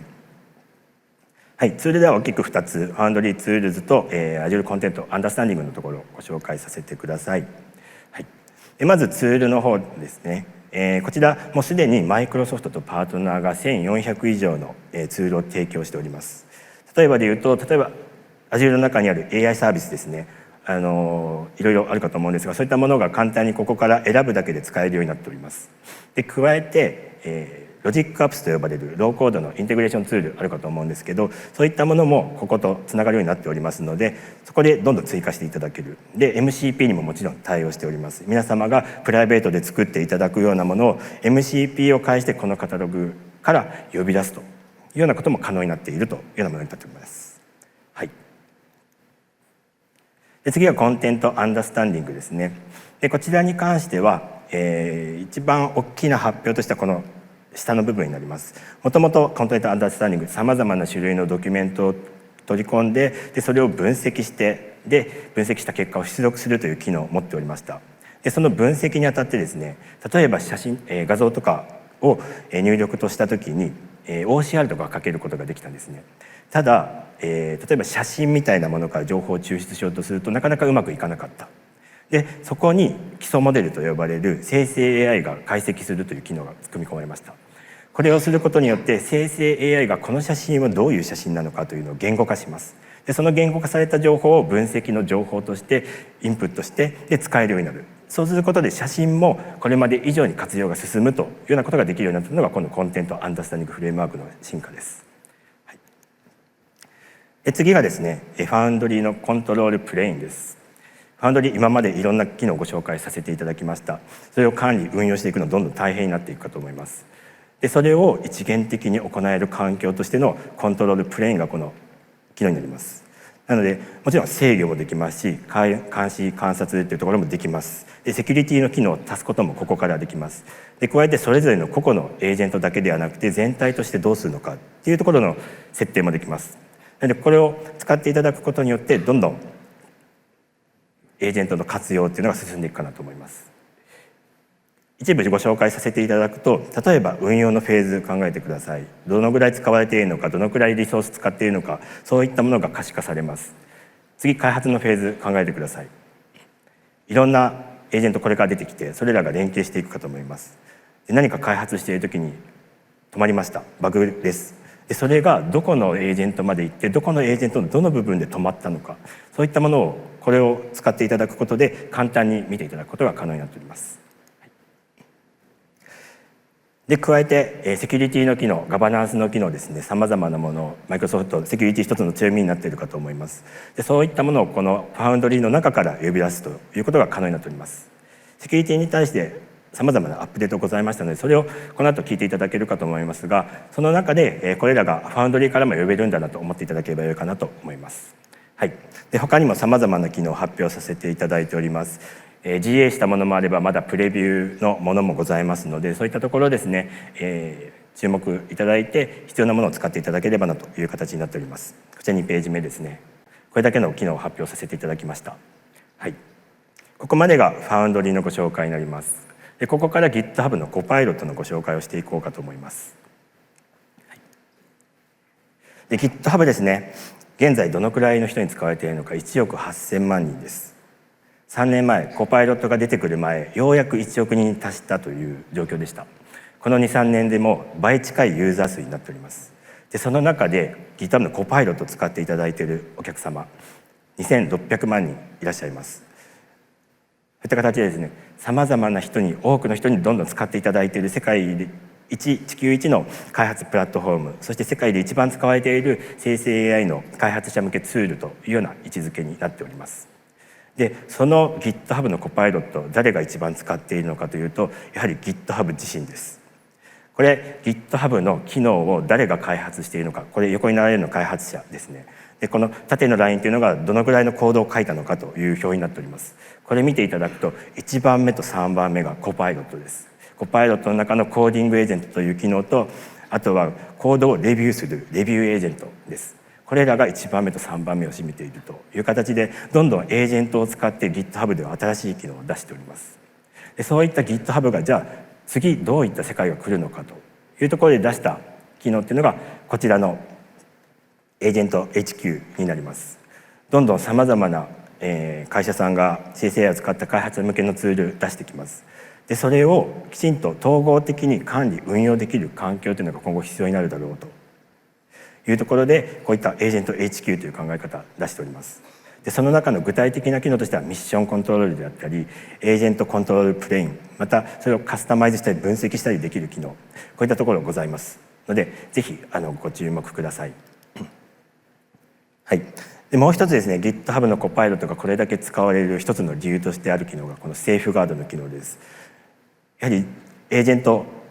自由なことをいっぱいしてほしいと思います。ただ自由すぎるとそこには危険がリスクが伴うかと思うので、きちんとセーフガードを敷きながら自由にしていけるといった環境をエージェントに与える必要があると思います。で GitHub のコパイロットが提供している機能としては、例えばですね、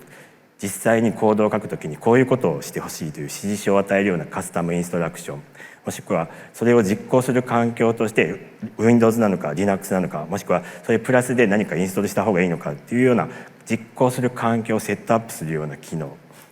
加えてネットワーク的にどこまで行っていいのかっていうファイアウォールの機能、こういった機能を提供することによってきちんと AI に対して柔軟性を持たせながら、その上でセキュリティガバナンスっていうのをきちんと聞かせられる環境っていうのを提供している、これが一番 GitHub のコパイロットの強みなのかなと思っております。はい、で GitHub ですね、さまざまな発表をこの中でもさせていただいております。で今日は時間の関係で、割愛させていただきますが、ぜひブログとか見ていただいてですね、この辺の機能にも注目いただければなと思います。はい、私の発表は以上にさせていただきます。ありがとうございました。はい、それでは次、インフラ&アップというところで百田さんお願いできますでしょうか。ありがとうございます。はい、それではここからはインフラとアップの範囲をエンジニアの百田から発表させていただきたいと思います。インフラとアップはですね、他のソリューションとかちょっと違いまして、今まで結構大きなお話多かったかなと思います。 IQ とかっていうよりは、ここのソリューションでは割と具体的なアップデートがポンポンとありますので発表していきたいと思います。なので皆様が今日明日からですね、便利かゆいところに手が届いたなと思うようなアップデートが非常に多くありますので、注目ください。分類としては大きく3つに分けてご紹介しようと思います。まずはエージェント系。こちらは先ほど上野がエージェントの話しましたが、そこでは扱いきれなかったかつインフラとアップにフォーカスしたアップデートをですね取り扱います。で2つ目はネットワークガバナンス系、そして3つ目はアプリケーション系という、アジェンダでいきたいと思います。まずエージェント系のアップデート、1つ目は何といっても Azure コパイロットですね。こちら今回皆様イグナイトに参加されて一度は目にした耳にしたんじゃないかなと思います。こちらについてちょっと詳細にディープダイブしていきたいと思いますが、まず UI/UX としてはこのような形になっておりまして、 Azure ポータルに統合されたエクスペリエンス体験を生むようになっています。で注目していただきたいのが、スクリーンショット中央のところですが、Azure Kubernetes サービスやサブスクリプションのアイコンが見えるかなと思います。これは、画像からさせられる通りですね、Azure テナント内にあるリソースを明示的にアタッチすることができる、いわゆるコンテキストエンジニアリングみたいなものが非常に容易になっているという、没入感を与えるチャット体験になっている。それが Azure コパイロットの一つのメリットになります。じゃあそういう UI/UX 体験だけなのかというとそうではないんですね。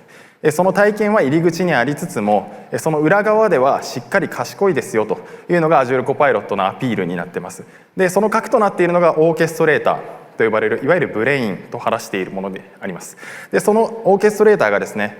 持っているエージェントだったりツールっていうカタログを情報として持っていて、その中から適切なエージェント、適切なツールを使って回答を生成していくと。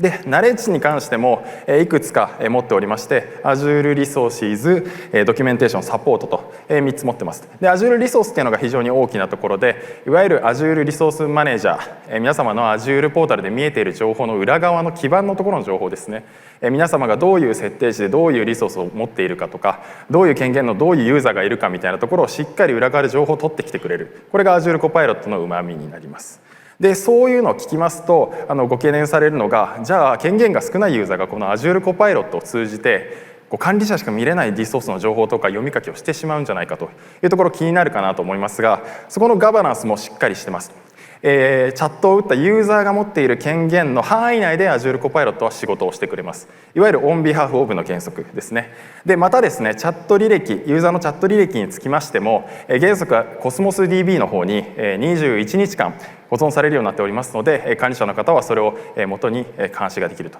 で21日間じゃ足りないよと、またあと Cosmos DB に保存したくないという場合はですね、Bring Your Own Storage という形で皆様がお好きなストレージを持ってきてそこに貯めることができる。でその場合は保存期間も自由に設定できるようになっておりますので、アーカイブ的に長期間保存したいというニーズにも対応しています。でですね、このオーケストレーターって中身何なのかと言いますと、右上にあるリーズニングモデルが使われているというのが回答になります。ここが起点となりまして、エージェントやツールを多段的に使うような形、仕組み作りをとっております。でですね、この私リーズニングモデル何使ってるのかっていうのが気になったので PM に聞いてみたところ GPT-5 ミニだというふうに回答いただきました。はい、なのでその旨もですね、皆様ご認識いただければと思います。はい、でですね、Azure コパイロットに付随するサブ機能として一つピックアップさせていただきたいのがマイグレーションエージェントになります。これはですね、従来あった Azure マイグレートというオンプレの資産を Azure にマイグレーションするときにアセスメントや評価をしてくれて実行の手助けをしてくれる、そういったツールがリソースがあったんですけども、それをこの Azure コパイロットを導線として対話形式にアセスメントを自動で完了し、でさらにですね、そのコードにも修正が必要であることが往々にしてあると。でそういう時は GitHub コパイロットにコードを落としてきて、そこでインサイトを与えて自動的に修正してAzure にまた反映させる、そういった機能とうまくコラボレーションしたマイグレーション特化のエージェントというのが Azure コパイロットに一緒についてきます。はい、こちらはちょっとゲーテッドプレビューということでフォームから申請いただいて利用するような形になります。以上が Azure Copilot に関するアップデートでした。で、エージェント系の2つ目は Azure SRE エージェントのアップデートです。これですね、Azure Copilot と結局一緒なの別物なのというご質問を何人かからいただきましたが、プロダクトチームに聞いたところ別物だという回答をいただきましたので、そこはそのようにご認識ください。で、この SRE エージェントも前から GA されてたプロダクトですが、これに対してもいくつか重要なアップデートが入っております。まず1つ目がサブエージェントビルダーという機能がつきました。これは名前の通りサブエージェントを作れますという機能で、そのサブエージェントに対してツールやトリガーというのをアタッチできるということで、より柔軟なワークフローを組み立てることができるようになりました。そして2つ目はサードパーティー連携ですね。今まで SRE エージェントをトリガーできたのは Azure モニターのアラートとかだけだったんですが、それに加えましてページャーデューティーやサービスナウといったサードパーティーのチケッティングサービスのアラートをトリガーにして SRE を行うことができるようになりました。でまたですね、 MCP サーバーを介して外部サービスにも接続できるようになりました。ここで挙げているのはデータドック、ダイナトレース、ニューレリックなどのですね、テレメトリーデータを貯めるようなサービスを使われているお客様に対して、そこのデータを SR エージェントが取りに行って必要な情報をもとにしっかりとトラブルシューティングだったりをしてくれるというところでございます。そして SRE エージェントに関するアップデート、最後が Azure DevOps そして GitHub との連携です。Azure SRE エージェントは今まで Azure にある情報でしか SRE できなかったと。つまりアプリがデプロイされて、そのアプリが何かエラーログを吐いているという情報しかなかったんですが、このリポジトリサービスと連携することで、このアプリケーションをデプロイしているコードベースも情報ソースとして加えられるようになりましたので、より正確な分析ができるようになったというアップデートになります。以上がエージェント系のアップデートになります。ここからはですね、ネットワークガバナンス系のお話に行きたいと思いますが、まずネットワークにつきまして、一枚絵でプロダクトチームがボンと出してきたビジョンのスライドがこちらになります。僕たちは4本の柱、これでいきますよと。シームレス、リライアブル、パフォーマント、そしてフューチャーレディであること、これがセキュリティの分野で非常に大事なことであるというメッセージを大きく打ち出しておりまして、その中の具体のアップデートをですね、次のスライドから発表していきたいと思います。まず1つ目がですね、NAT ゲートウェイに新しいスタンダード V2 という SKU が登場しました。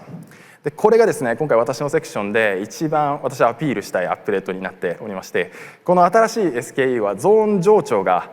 追加コストなしでできるようになったんですね。で従来はどうだったかっていうと、この NAT ゲートウェイを上長化させようとすると3つ NAT ゲートウェイをデプロイしないといけなかったんですね。で3つ NAT ゲートウェイをデプロイしないといけないということは、サブネットも3つ作らないといけないですし、パブリック IP アドレスも3つ作らないといけなかったと。これが全部1つずつで済むようになった。これ非常に素晴らしいアップデートだったなと思っておりまして、今現在パブリックプレビューなんですけども、もうすぐしたら GA になると思いますので、ぜひ今 NAT ゲートへ使われているお客様はスタンダード V2 SKU への移行を推奨したいかなと思います。続きまして Azure フロントドアに関するアップデートになります。これはですね、具体的な機能のアップデートではなくて、どちらかというと方向性の発表がございました。ただですね、非常に重要な発表だったので取り上げさせていただきます。 Azure フロントドアで、こちらのですねスクリーンショットの真ん中にあるような AI 〇〇といった機能をどんどんつけていくよという方針が発表されました。AI セキュリティや AI のトラフィックコントロール、オブザーバビリティ、こういったところをこの Azure フロントドアの中に機能としてつぎ込んでいくよという発表です。ここにある機能って Azure のリソースだと API マネジメントが今まで 1.2 になってた役割だったかなと思うんですが、この度 Azure フロントドアでもその機能を一部担っていくと。つまりユーザーの我々からしたら柔軟な選択肢が1つ増えたと。最近 AI ゲートウェイ騒がれてますけど、そのゲートウェイを構築するための選択肢が一つ出てきたという非常にいい方向性のアップデートかなと思います。続きましてサービスグループの発表が今回パブリックプレビューでされました。これはですね、従来のリソース管理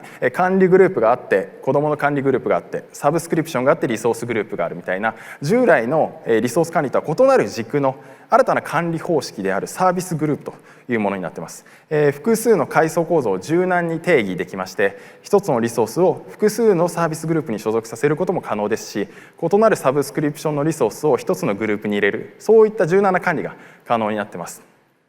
これはなのでですね、管理グループの上位互換というわけではなくて、それぞれが持っている要素、持っていない要素がある一長一短の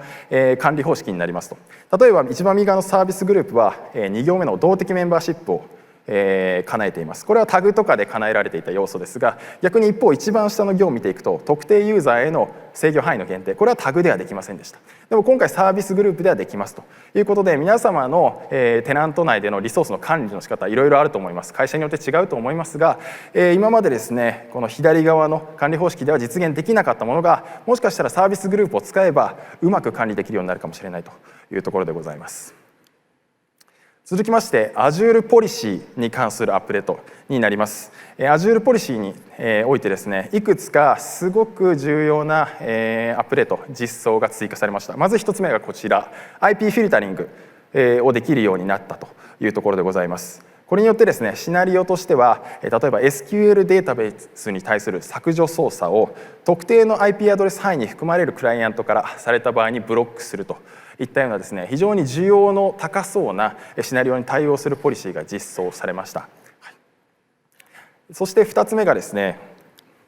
ID ベースの適用除外ポリシーというのも実装できるようになりました。適用除外というのは元からあったポリシーの構成要素です。ポリシーを適用するんだけど、特例としてこういう条件の時は適用しないでねみたいな特例が作れるのが適用除外だったんですけど、そのこういう時はっていう条件に、今まではリソース名がこういう時とか、リソースタイプが仮想マシンの時とか、そういう簡単なものしか条件付けできなかったんですけど、この度 ID も条件付けできるようになったということで、何か特権管理者的なユーザーの ID を指定して、このユーザーは VM を削除していいよとか、VM 触っていいよとか、そういうふうなですね ID ベースの適用除外ができるようになったというところでございます。以上がネットワークガバナンス系のアップデートでございました。最後アプリケーション系2つアップデートございまして、1つ目がこちら AKS オートマティックですね。Kubernetes 使われている方の中では AKS オートマティック知っている方もいらっしゃるかなと思いますが、ついにこの度 GA となりました。でこの AKS オートマティックというのはクラスター運用をほぼ全部 Azure に任せられるマネージド AKS の、となっておりますと。従来 AKS で必要だったノード管理やスケーリング、アップグレード、またネットワーク設計などの面倒事をですね、Azure 側が自動で最適化してくれます。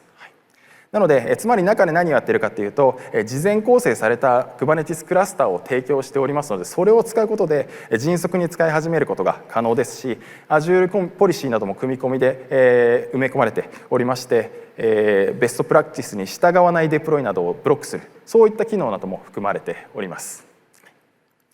そして最後がマネージドインスタンスオンAzure App Service ということで、これはですね、イメージとしては VM と App Service の間のようなリソースになってきます。マイグレーションをするためのリソースだと思ってください。今まで皆様がオンプレミスで扱われているシステムをパース、アップサービスにマイグレーションしようとすると、いくつかハードルがあったと思います。例えば Windows のレジストラ読み書きしてるとか、ローカルネットワークドライブのファイル IO をしちゃってる、だからパースには移行できないんですよ、たくさんお客様から言われました。ただ今回ですね、このマネージドインスタンスオンアップサービスを使うことで、それらのハードルを超えつつ、アップサービスというパース基盤上にアプリをデプロイ、マイグレーションできるようになりました。なのでこれはどういうことかというと、アップサービスというパースの恩恵を受けられるということであり、ひいてはアップサービスが持つスケーリングや可用性ゾーンというパースならではのメリットを皆様がこれから享受できるというところになります。なのでこれは非常にですね、マイグレーションで少し難しい思いをされたお客様に対して非常に朗報となるアップデートかなと思います。以上がインフラとアップからのアップデートになりました。次はデータの範囲から下野さんお願いします。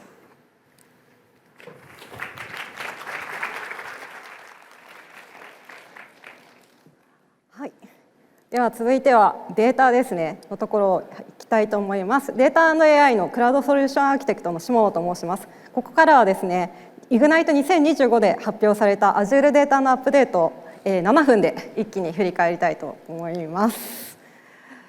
では、今回のイグナイトにおけるデータ全般の振り返りとしては AI にさらなる価値を与える企業データのそのものを AI 時代に合わせて作り変えていくという大きな方向性が非常に明確になりました。その第一歩として企業の中心で動くデータベース群の AI ネイティブに進化しています。でまずは SQL サーバー2025の進化です。ラグやベクトル検索がネイティブに対応し、性能や可用性もさらに向上しました。あと、オンプレと Azure を Arc や MI リンクで接続するというクラウド同様の管理、セキュリティ DR を利用でき、AI 時代に適した次世代ハイブリッド DB として大きく進化しています。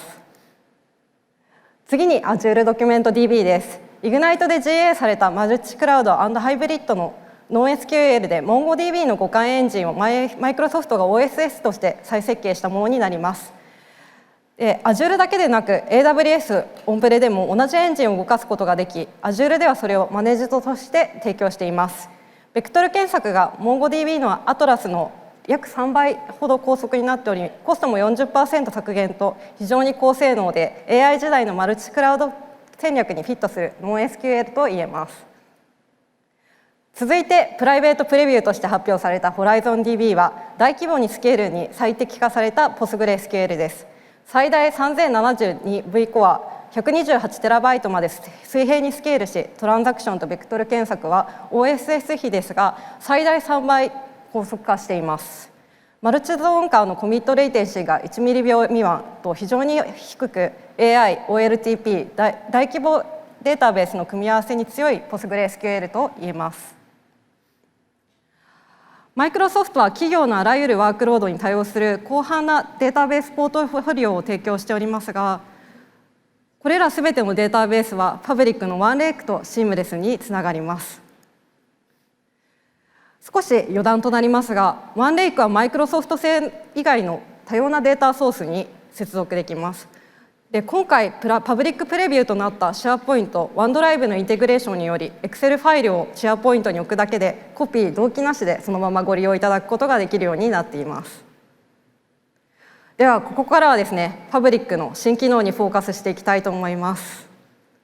1つ目はパブリックデータベースです。パブリックデータベースではこれまで分析用 SQL が中心だったところ、アプリケーション向けの SaaS データベースが登場しています。パブリック SaaS データベースとしては SQL データベース CosmosDB が GA し、 HorizonDB も今後提供予定です。そしてここからが今日の大きなハイライトの一つ、パブリック IQ についてご紹介していきたいと思います。パブリック IQ は冒頭で岡崎のセッションにもありましたが、パブリックに新たに追加された第6のワークロードになっています。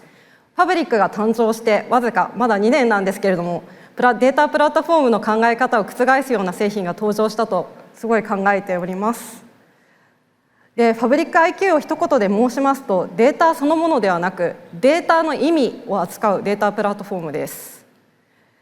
これによりパブリックに取り込まれたデータは単なるテーブルではなく、企業が日々使っているビジネス概念と結びついた形で理解されます。データ同士のつながりやそこから導かれるビジネスルールまで一体化して扱えるようになる仕組みです。パブリックではこれをオントロジーと呼んでいます。データの意味そのものを扱うことができるようによって何が変わるのか、ごく端的にお話ししますと、従来の AI は文脈がないテーブルを一つずつ読み取り、この数字は何を意味をするのかを推測しながら動くしかありませんでした。そのため、例えばフライトの進行の例で言いますと、遅延情報っていうのは読めてもどの顧客に影響してどう対応すべきかといったところについては AI は結びつけることがこれまではできませんでした。パブリック IQ を扱いますと、顧客、予約、フライト、運航状況、オペレーションというビジネス上のロジックそのものを AI に渡すことができます。結果として悪天候で遅延のリスクが出れば、影響顧客の特定、代替案の提示、地上係員の通知まで、これらを人間の判断をなしに一連で実行されます。それではここからはですね、パブリック IQ のコンポーネントについてお話ししていきます。パブリック IQ は大きく6つのコンポーネントで構成されています。1つ目がセマンティックモデルです。パブリック IQ の意味レイヤーとして活躍できる仕組みです。でこれは既存のパワー BI の資産をそのまま IQ の世界に引き上げられる非常な重要な要素となっています。そして2つ目が先ほども少し登場しましたオントロジーです。これらはファブリック IQ の中核となる機能で、企業のビジネス構造そのものをモデルとして表現するための仕組みとなっています。でこちらがオントロジーの実際の設定画面ですが、エンティティ、それらの関係性、あと属性、ビジネスルール、アクション、企業のビジネス構造をファブリック上でビジュアル上でそのまま表現することができるようになっています。さらに特徴的なのは Power BI のセマンティックモデルからワンクリックでオントロジーを生成できる点です。これによって従来 BI で閉じていたモデルが AI が推論できるビジネス構造へと一気に広がります。3つ目がデジタルツインビルダーですね。実世界の状況をセンサーやイベントデータから取り込んでファブリック上でデジタルで再構成するための機能となっています。で4つ目がグラフです。これはオントロジーで定義された関係性をノードとエッジのグラフとして扱える仕組みとなっています。依存関係や影響範囲を高速に検索することができますので、サプライチェーンやネットワーク分析のような関係性が本質の問いに答えられるようになっています。そして5つ目がデータエージェントです。データエージェントはワンレイク上のデータ資産を自然言語で操作できるデータ特化型エージェントです。企業ごとのルール文脈をオントロジーから学習し、ビジネスの流れに沿ったデータ探索分析を自動的に実行いたします。そして最後がオペレーショナルエージェントです。オペレーショナルエージェントは日々の業務オペレーションを自律的に回すための AI エージェントとなっています。自然言語だけで設定でき、オントロジーを活用してリアルタイムのビジネス状況を理解し、最適なアクションを自動で判断・実行させることができるようになっています。ここまでご紹介した6つのコンポーネントはパブリックプラットフォーム上で総合的に動くことで初めてパブリック IQ の価値が最大化されます。そしてマイクロソフトファブリックはマイクロソフトファウンダリー、マイクロソフト365パイロット、M365、D365 とシームレスにつながり、企業全体の判断と行動を支える現代企業のためのオペレーションシステムと進化を続けています。データ、AI、業務オペレーション、アプリケーション、これらをバラバラではなく一つのシステムとして扱えるようにする、その中心となるのがパブリック IQ となります。ではデータに関するアップデートは以上となります。ここからは小倉さん、堀さんにおつなぎしてセキュリティの最新アップデートをご紹介いただければと思います。ありがとうございました。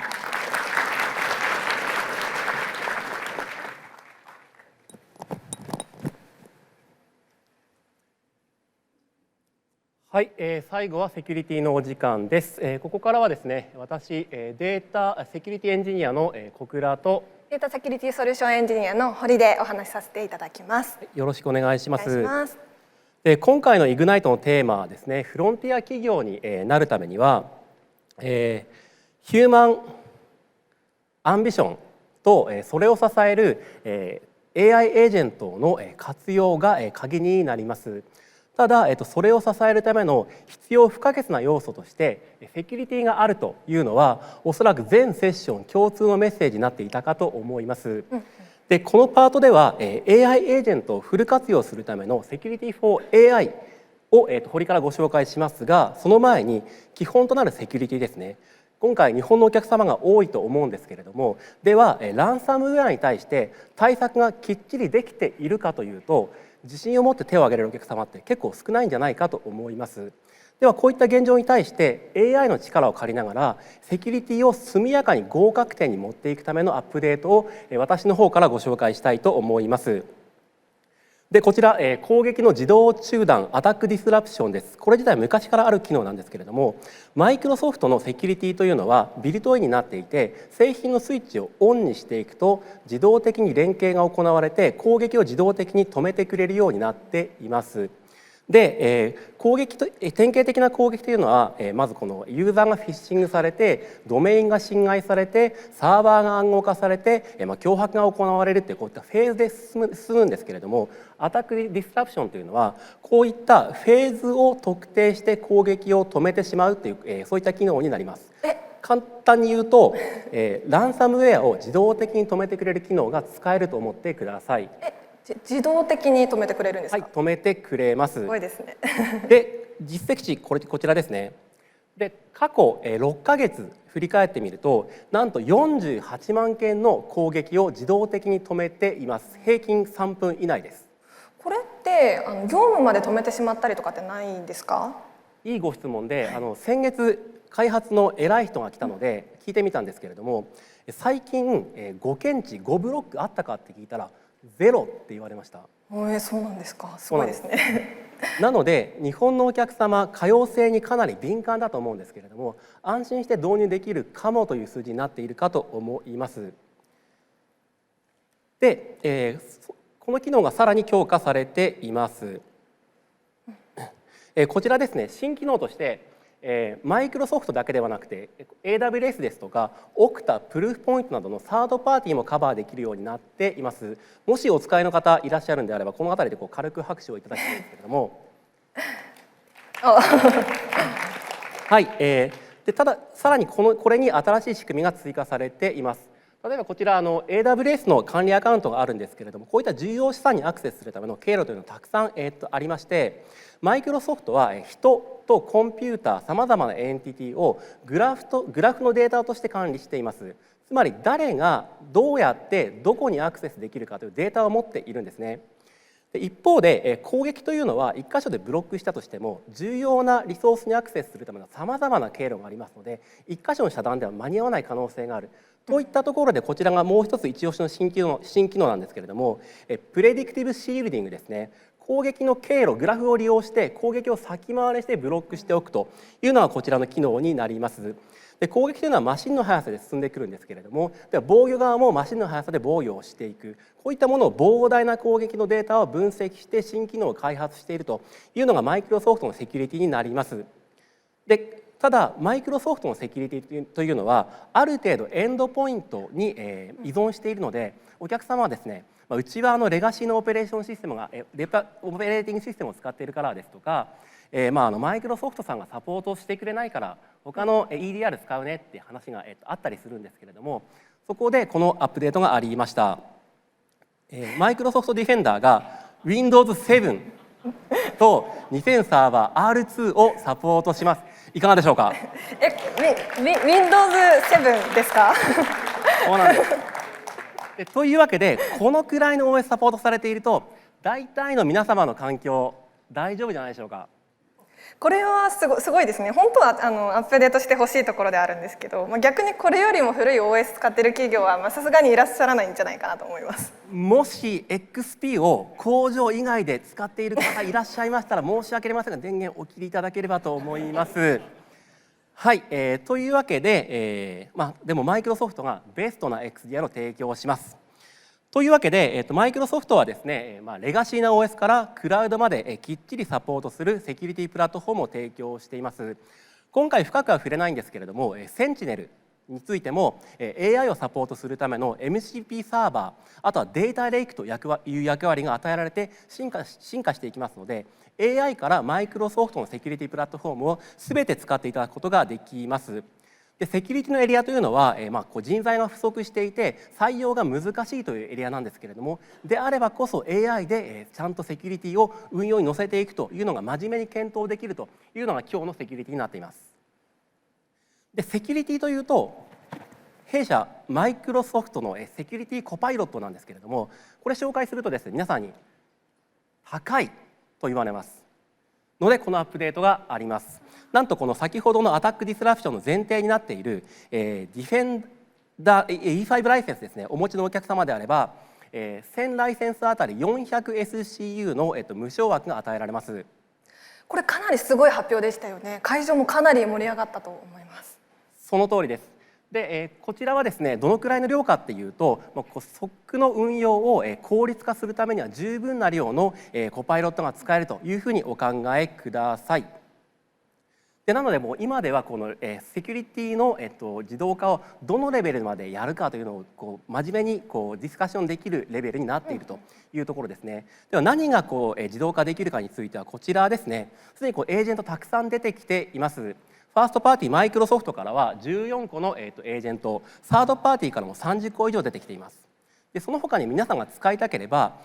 カスタムでエージェントを作ることもできるんですが、もちろん、複雑なコードなんか必要なくて自然言語で命令を与えると、自動的に作ってくれると、そういった時代が来ています。またこの後、堀の方からご紹介するデータセキュリティですね、こちらに関係するエージェントも出てきていますので、このセキュリティ運用のあらゆるところをどうやってエージェントで置き換えようかというところを真面目に考えていただければと思います。でさらになんですけれども、やっぱりこの AI だけの支援だと不安だよね、人間が欲しいよねというお客様いらっしゃるかと思うんですけれども、弊社、こちらですね、セキュリティエンジニア、大量に抱えておりますので、皆さんのセキュリティ運用をエンジニアが直接支援することができるようになっています。こちらはすでに日本でも利用可能なものが、ありますので、皆様アカウント担当にご相談いただければと思います。こういったアップデートを使いながらですね、皆さんのセキュリティを速やかに合格点にたどり着いていただいて、では次に AI のセキュリティを考えていただこうと思います。ありがとうございます。改めましてデータセキュリティ SE の堀です。私からはセキュリティ for AI の話をします。AI やエージェントを安心安全に使うためのセキュリティということで、本当にさまざまな発表があったと思います。皆さんが AI を活用してフロンティア企業に近づいていくためにはどのようなエージェントプラットフォームが必要になるでしょうか。で今回エージェント365やエージェント ID などさまざまな発表がありましたが、このセキュリティ for AI の話をまとめるとですね、エブリーロール&エブリーレイヤーオブザーバビリティというようなキーワードになるかなと思います。でこのオブザーバビリティというキーワードがキーノートでも繰り返し出てきたと思うんですが、まずは可視化できるような状態を作ってリスクを把握するっていうのがセキュリティの第一歩だと思いますので、全てのロール役割と全てのレイヤーに対してこのオブザーバビリティを提供していきますっていうのが今回のセキュリティのアップデートかなと思います。はい、ここからアップデートをお話しできればと思うんですが、まずはエブリーロールというキーワードがありました。はい、ざっくりとはなってしまうんですが、今回の発表から皆さんに感じていただきたいことっていうのは、これまでセキュリティチームだけのものだったセキュリティが全てのロールで考えるべき問題になったっていうことです。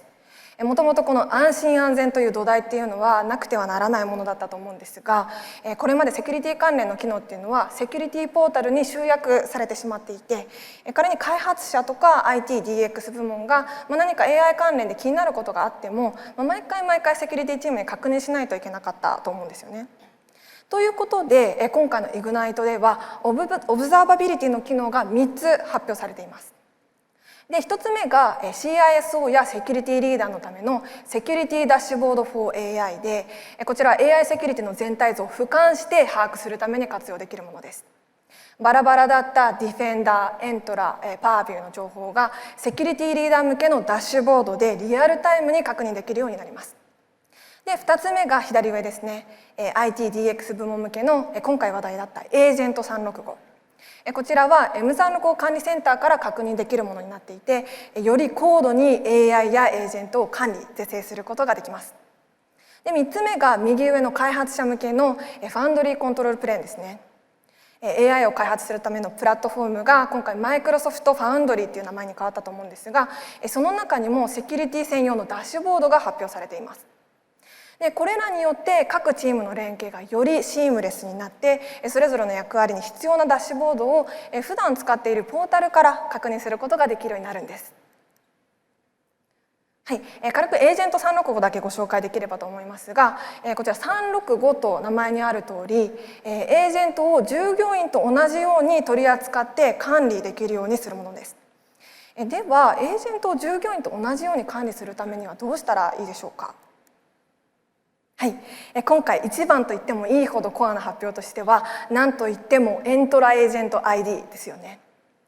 今回エージェントが従業員と同じように働ける未来が近づいたと思うんですが、従業員と同じようにエージェントが働くためには ID による管理とガードレールが欠かせません。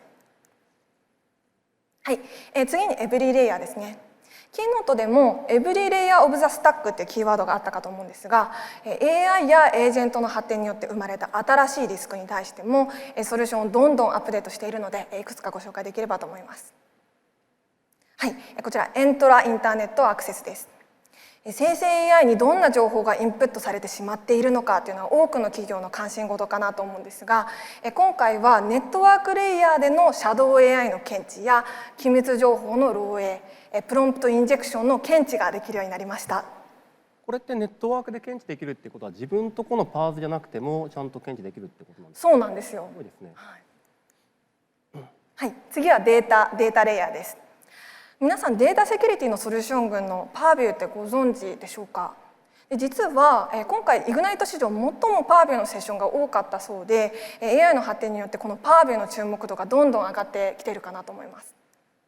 はい、たくさん機能があるうちのほんの一部だけご紹介できればと思います。生成 AI あるあるだと思うんですがセンシティブな情報が誰でも AI を経由して参照できる場所に格納してしまっている状態ってよくありますよね。いわゆるオーバーシェアリングの状態なんですがこちらはそういう状態を見つけることができるアセスメントになっていてさらにその後エージェントからそのデータが参照されないように是正することができるんです。すごいですよね。はい、次ですね。こちら嬉しいニュースです。AI の NG ワードリストなどをルールで定めている企業も多いと思うんですが、特定の情報が含まれていたときに、コパイロットが対話を拒否するような機能が、なんとM3 のコパイロットと無料のコパイロットチャットでも使えるようになりました。ありがとうございます。はい、最後のまとめになります。はい、AI パワードセキュリティでセキュリティレベルの合格点を速やかに確保することができるようになってさらにセキュリティ for AI で AI の可視化とコントロールができるようになりますのでぜひ皆さんフロンティア企業に向けて AI の活用に全力投球できるようなプラットフォームをご選択いただければと思います。セキュリティチームからは以上となります。ありがとうございました。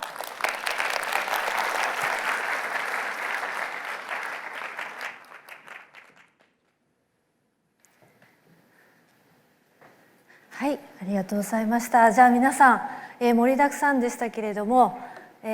れでですね、すべて一応我々の、全ソリューションの内容をカバーさせていただきました。ではここから後半の、パートにおけるですね Q&A を取らせていただきたいと思います。今お時間12時5分ですけれども、12時15分までこのセッションございますので、10分ほどお時間取りたいと思います。はい、では。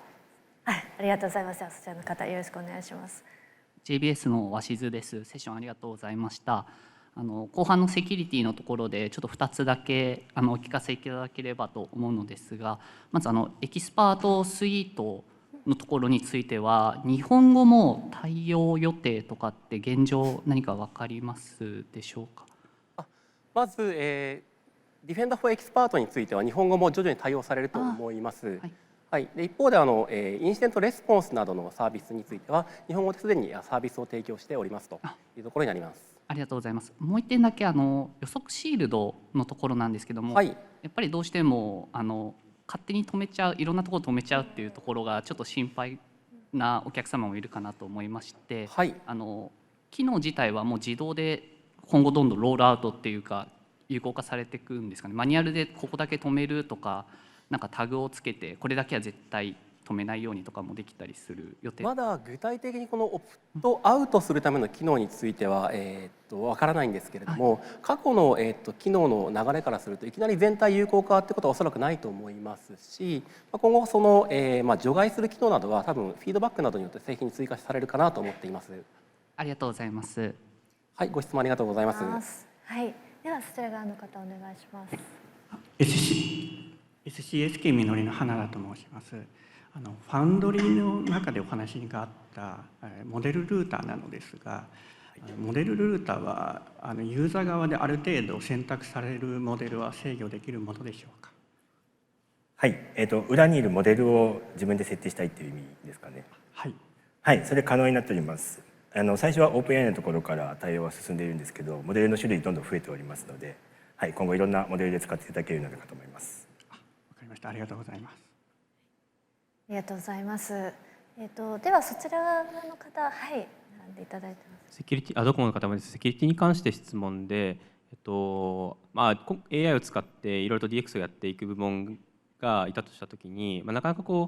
その自分の使っている環境でどういったセキュリティの設定が入っているか分からなくてやれることが限定されるケースがあると思ってます。なんかそういった課題感が今ご発表いただいた各ソリューションの登場によって解消するのか、はたまたそういった部分についてはまた別の手当が必要なのか、なんかそのあたり教えていただければと思います。これはあれですかね、クラウドサービスとして使っているさまざまなこの、AI アプリケーションですとかプラットフォームがあった場合にその設定を確認したいみたいなそういったご要望になりますかね。であれば弊社であれば Defender for Cloud CNAP 製品がありますので、こういったものが、そうですね、PaaS、IaaS などの設定を確認して、セキュアにしていくってものがありますし、あとはクラウドアプリに関しては Defender for Cloud Apps といって、またこれはSaaS の設定を確認するものがありますので、こういったものを使って各セキュリティをチェックしていって、皆さんがの環境が皆さんが設定したセキュリティレベルになっているかどうかを確認することができるようなラインナップはすでに持っているというところになります。で新しいものに関してはこういったものが徐々に拡充されていくと思いますので、ご期待ください。どうしましてありがとうございます。ありがとうございます。はい、ありがとうございます。インフラアップのところで質問が2点ありまして、まず、フロントドアなんですけど、今まで API マネジメントでカバーしていたところが、フロントドアに一部、できるようになったっていうところの具体的なその住み分けというか、どこの部分はフロントドアでやればいいのかっていうところをまず、教えていただきたいです。はい、ありがとうございます。でですね、先ほども発表であった通り、まだ方針の段階で具体的にどの機能からどの時期に実装されていくのかっていうのがまだ未定なんですけども、実装されたとして住み分けなんですけど、一番機能がフルに載っているのは間違いなく API マネジメントの方になると思います。でただ API マネジメントって、使われているお客様はご存知の通り少しお値段も張りますし、重厚長大なイメージがあると。でそこまではしたくないけどフロントドアを使っていろいろロードバランシングをしてて、そこにちょっと付けでゲートウェイ的な機能をつけたいんだというお客様に関しては、アディショナルコストがかかるかちょっと未定なんですけど、おそらく API マネジメントよりは安いと思いますので、そういったセカンドオプションとして使える、それがフロントドアの位置づけになっていくんじゃないかなと思います。はい、ありがとうございます。で続いてマネージドインスタンスオン Azure アップサービスなんですけれど、あれは、オンプレミスからの移行で、使いやすいっていうことだったんですけど、具体的にアップサービスとの違いというか、ランタイムのパッチ当てとかはマイクロソフトさんがやってくださるのかとかですね、スケーリングとか、その細かい部分、証明書とかの部分を、今のアップサービスみたいに使えるのか、ちょっとそのあたりちょっとイメージわからなくて、すみません、教えてください。はい、ありがとうございます。でですね、このサービス非常に複雑で、私も座学とラボどっちもに出て実際に触ってみたんですけど、今いくつか挙げられた要素が、ユーザー側の責務になるのかアップサービス側の責務になるのかっていうのは全部こっちですっていう回答には正直なりません。でただですね、マイグレーションしやすくなりますよってご説明したのにもう少し具体的に補足すると、どうやってそれを実現しているかっていうと、基本的に VM と思って大丈夫です。なので少し説明省きましたが、このアップサービスなんですけどバッション経由で RDP 接続できるようになるんですね。なので皆様が普段お使いの Windows VM みたいな感じでデスクトップ画面とかに入れたりするんですよ。でそこでいろいろインストールスクリプトとかを、レジストラだったりいろんなところに埋め込んだりすることができて、でそこまでマニュアルにしなくても、そういった証明書とかアプリの依存性とかカスタムでランタイム使ってるサードパーティーのライブラリ使ってるみたいな時は、そういったものを注入するインストールスクリプトを事前に ZIP で固めてストレージアカウントに置いておくんですね。で、アップサービスとは全く別のリソースであるマネージドインスタンスオンアップサービスを Azure ポータルで作るときに、そのストレージアカウントを紐付けるような形になっています。でそれをすることによって自動的にマネージドインスタンスオンアップサービスがそのインストールスクリプトを使ってランタイムであったり証明書であったりレジストラはここだよとかファイルサービスはここをマウントするよとか、そういったものを自動でやってくれる。だからデプロイできる。なので結構使い勝手としては VM なんですけど、アップサービスの基盤上に立っている、つまりパースなので先ほど少し頭出しされたスケーリングのところ、あとはゾーン上長のところは変わらずアップサービスの恩恵を受けることができる。つまり皆様は特にそこは考える必要がないというところになります。はい、イメージが湧きました。ありがとうございます。はい、ありがとうございます。最後にちょっとデータのところで、Azure ドキュメント DB とか、Horizon DB が発表されたと思うんですけど、それは今ある Cosmos DB を今後使うよりもそっちをこれから推奨されていくっていう形になりますか？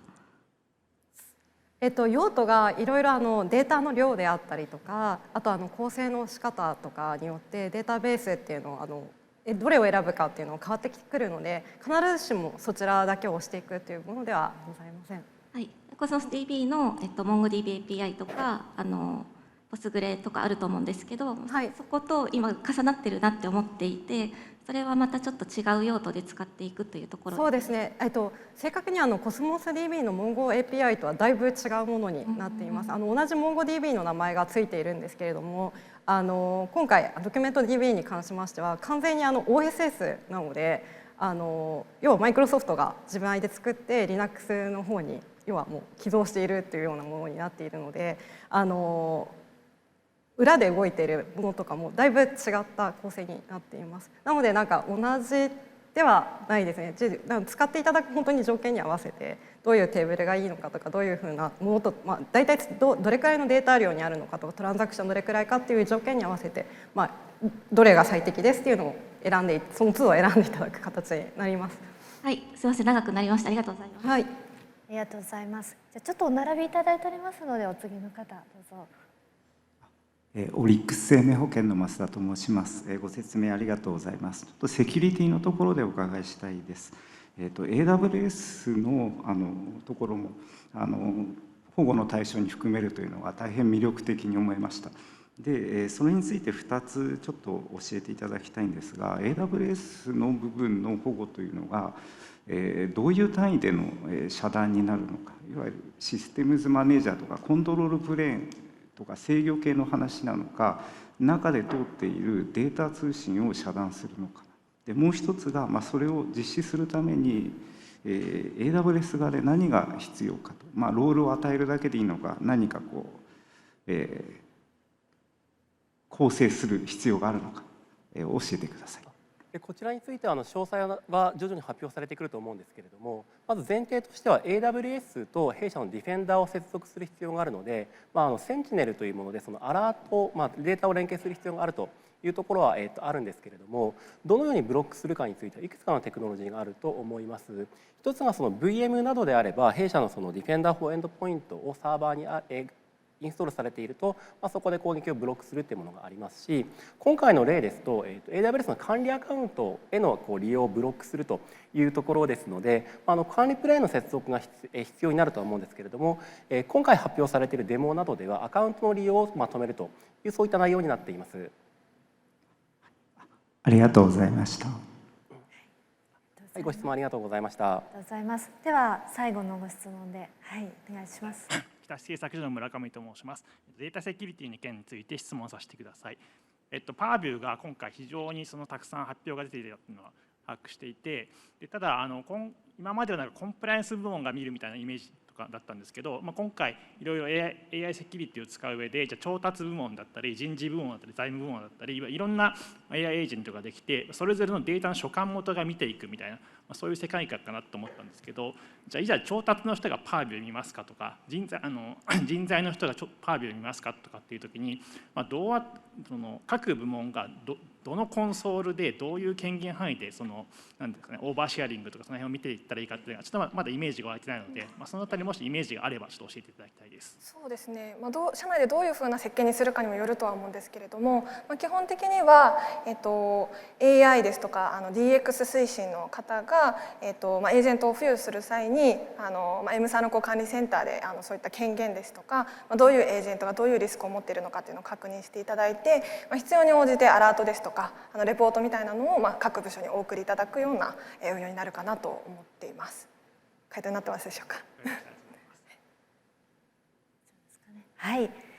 ではたくさんのご質問ありがとうございました。ありがとうございます。では、こちらで一旦 QA は終わらせていただきたいと思いますけれども、もちろんまだまだマイクロソフト社員もおりますし、この後もしランチパーティーに行かれる方おられましたらですね、お気軽にお問い合わせいただければと思います。じゃあ一旦 QA 終わりにしますので、スピーカーの皆さんどうもありがとうございました。ではクロージングに入りたいと思います。皆さん少しですね、若干の時間オーバーでございますが、オンタイムで進めさせていただきました。じゃあ全体を通してのクロージング、まず岡崎からと、あと最後少しだけご案内私の方からさせていただきます。岡崎さんお願いします。皆さん、長時間ですね、2時間ご参加お付き合いいただきましてありがとうございました。いかがでしたか？参考になったでしょうか？ありがとうございます。ちょっと強制的にさせたわけではないです。実はですね昨年度から違って以降違ってるところはですねイグナイトの正式なセッションとして、実はこのジャパンセッションが組み込まれているっていうのが、結構大きな変化としてあります。で後ほど村松の方からも案内がありますが来年継続的かどうかは皆さんのフィードバックにかかっておりますのでそこら辺は組んでいただけるとありがたいかなというふうに思っております。で今回一連でいろいろ見させていただき見ていただきましたけれども、一つに言えるのはやはりAI トランスフォーメーションというのが本格化していくっていうところでマイクロソフトはさまざまなソリューションであったりとかコンポーネントを提供させてもらっているっていうところをご紹介させていただいた形になっております。でただもう言わずもがなだとは思いますけども、それがいくら揃っていたとしても、それをどう使っていくのか何を実現したいかっていうのはやはり皆様自身がやはりドライブしていただくことだと思っておりますし、今日来ていただいた方々はおそらく何らかの形でそれをドライブしていくぞというふうに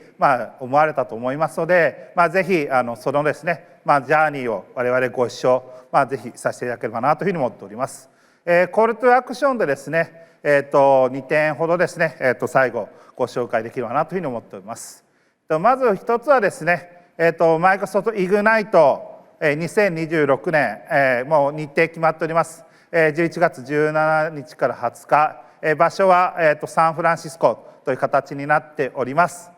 今皆さんカレンダーで予約していただけますかね。はい、ちょっと冗談ですけどこれコロナ明けた時に、正直に言うと日本から来たのって50名ぐらいだったんですかね。でこれが3年経って600名を超える形に、日本にから来ていただいたって本当嬉しく思っています。で去年私500って言って600来ていただいたので私はですね来年は1000行きたいと思っておりますので今日来ていただいている方々はぜひお友達をもう一人追加連れてきていただければ1200になりますのでぜひよろしくお願いしますというところでございます。であと来ていただいてぜひ皆さんがぜひエヴァンジェリストという形になってですねいろんな方にこんなんだったよっていうのは伝えていただきたいんですけども本当膨大だったのでなかなか全てをキャッチアップするのはなかなか難しいと思います。で今日2時間のセッションやらせていただきましたが、さらにラップアップのセッションとして、今年はですね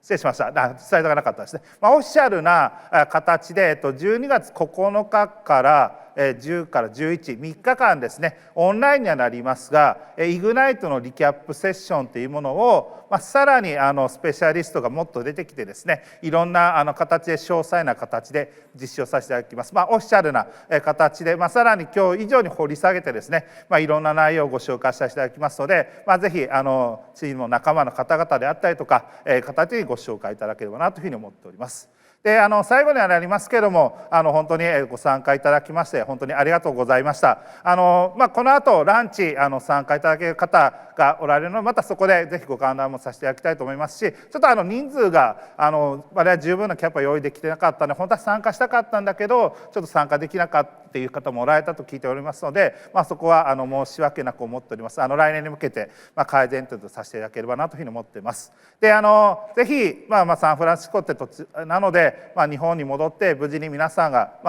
されるまでが多分一つのジャーニーだと思いますのでぜひ気をつけて日本に帰っていただいてそして日本でもぜひご一緒させていただきたいと思いますしまたですね来年サンフランシスコでお会いできることを楽しみにしております。本当ご参加いただきまして誠にありがとうございました。はい、ありがとうございます。ではですね最後一つの大きな仕事が皆様に待っております。はい、ぜひ、こちらの QRL コードからですねお回答いただきたいと思います。先ほど岡崎が申し上げました通り、ちょっとこういう大きなお部屋ご用意させていただいて日本語オンリーでお届けするのは今回初めてだったんですが来年の開催皆様にかかっておりますのでぜひよろしくお願いいたします。はい、ではご回答いただきながらですねちょっと路地回りご案内申し上げます。この後ランチの方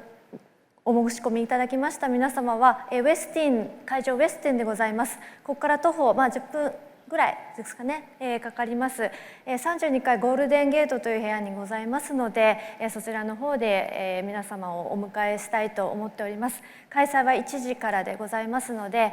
少し若干お歩きいただきますけれども、お気をつけてお越しいただければと思います。はい、では、このアンケートを終わられた方からですね、ご退出いただいて大丈夫でございますけれども、長時間にわたり本当にお付き合いいただきましてありがとうございました。じゃあこれにて終了とさせていただきます。ありがとうございました。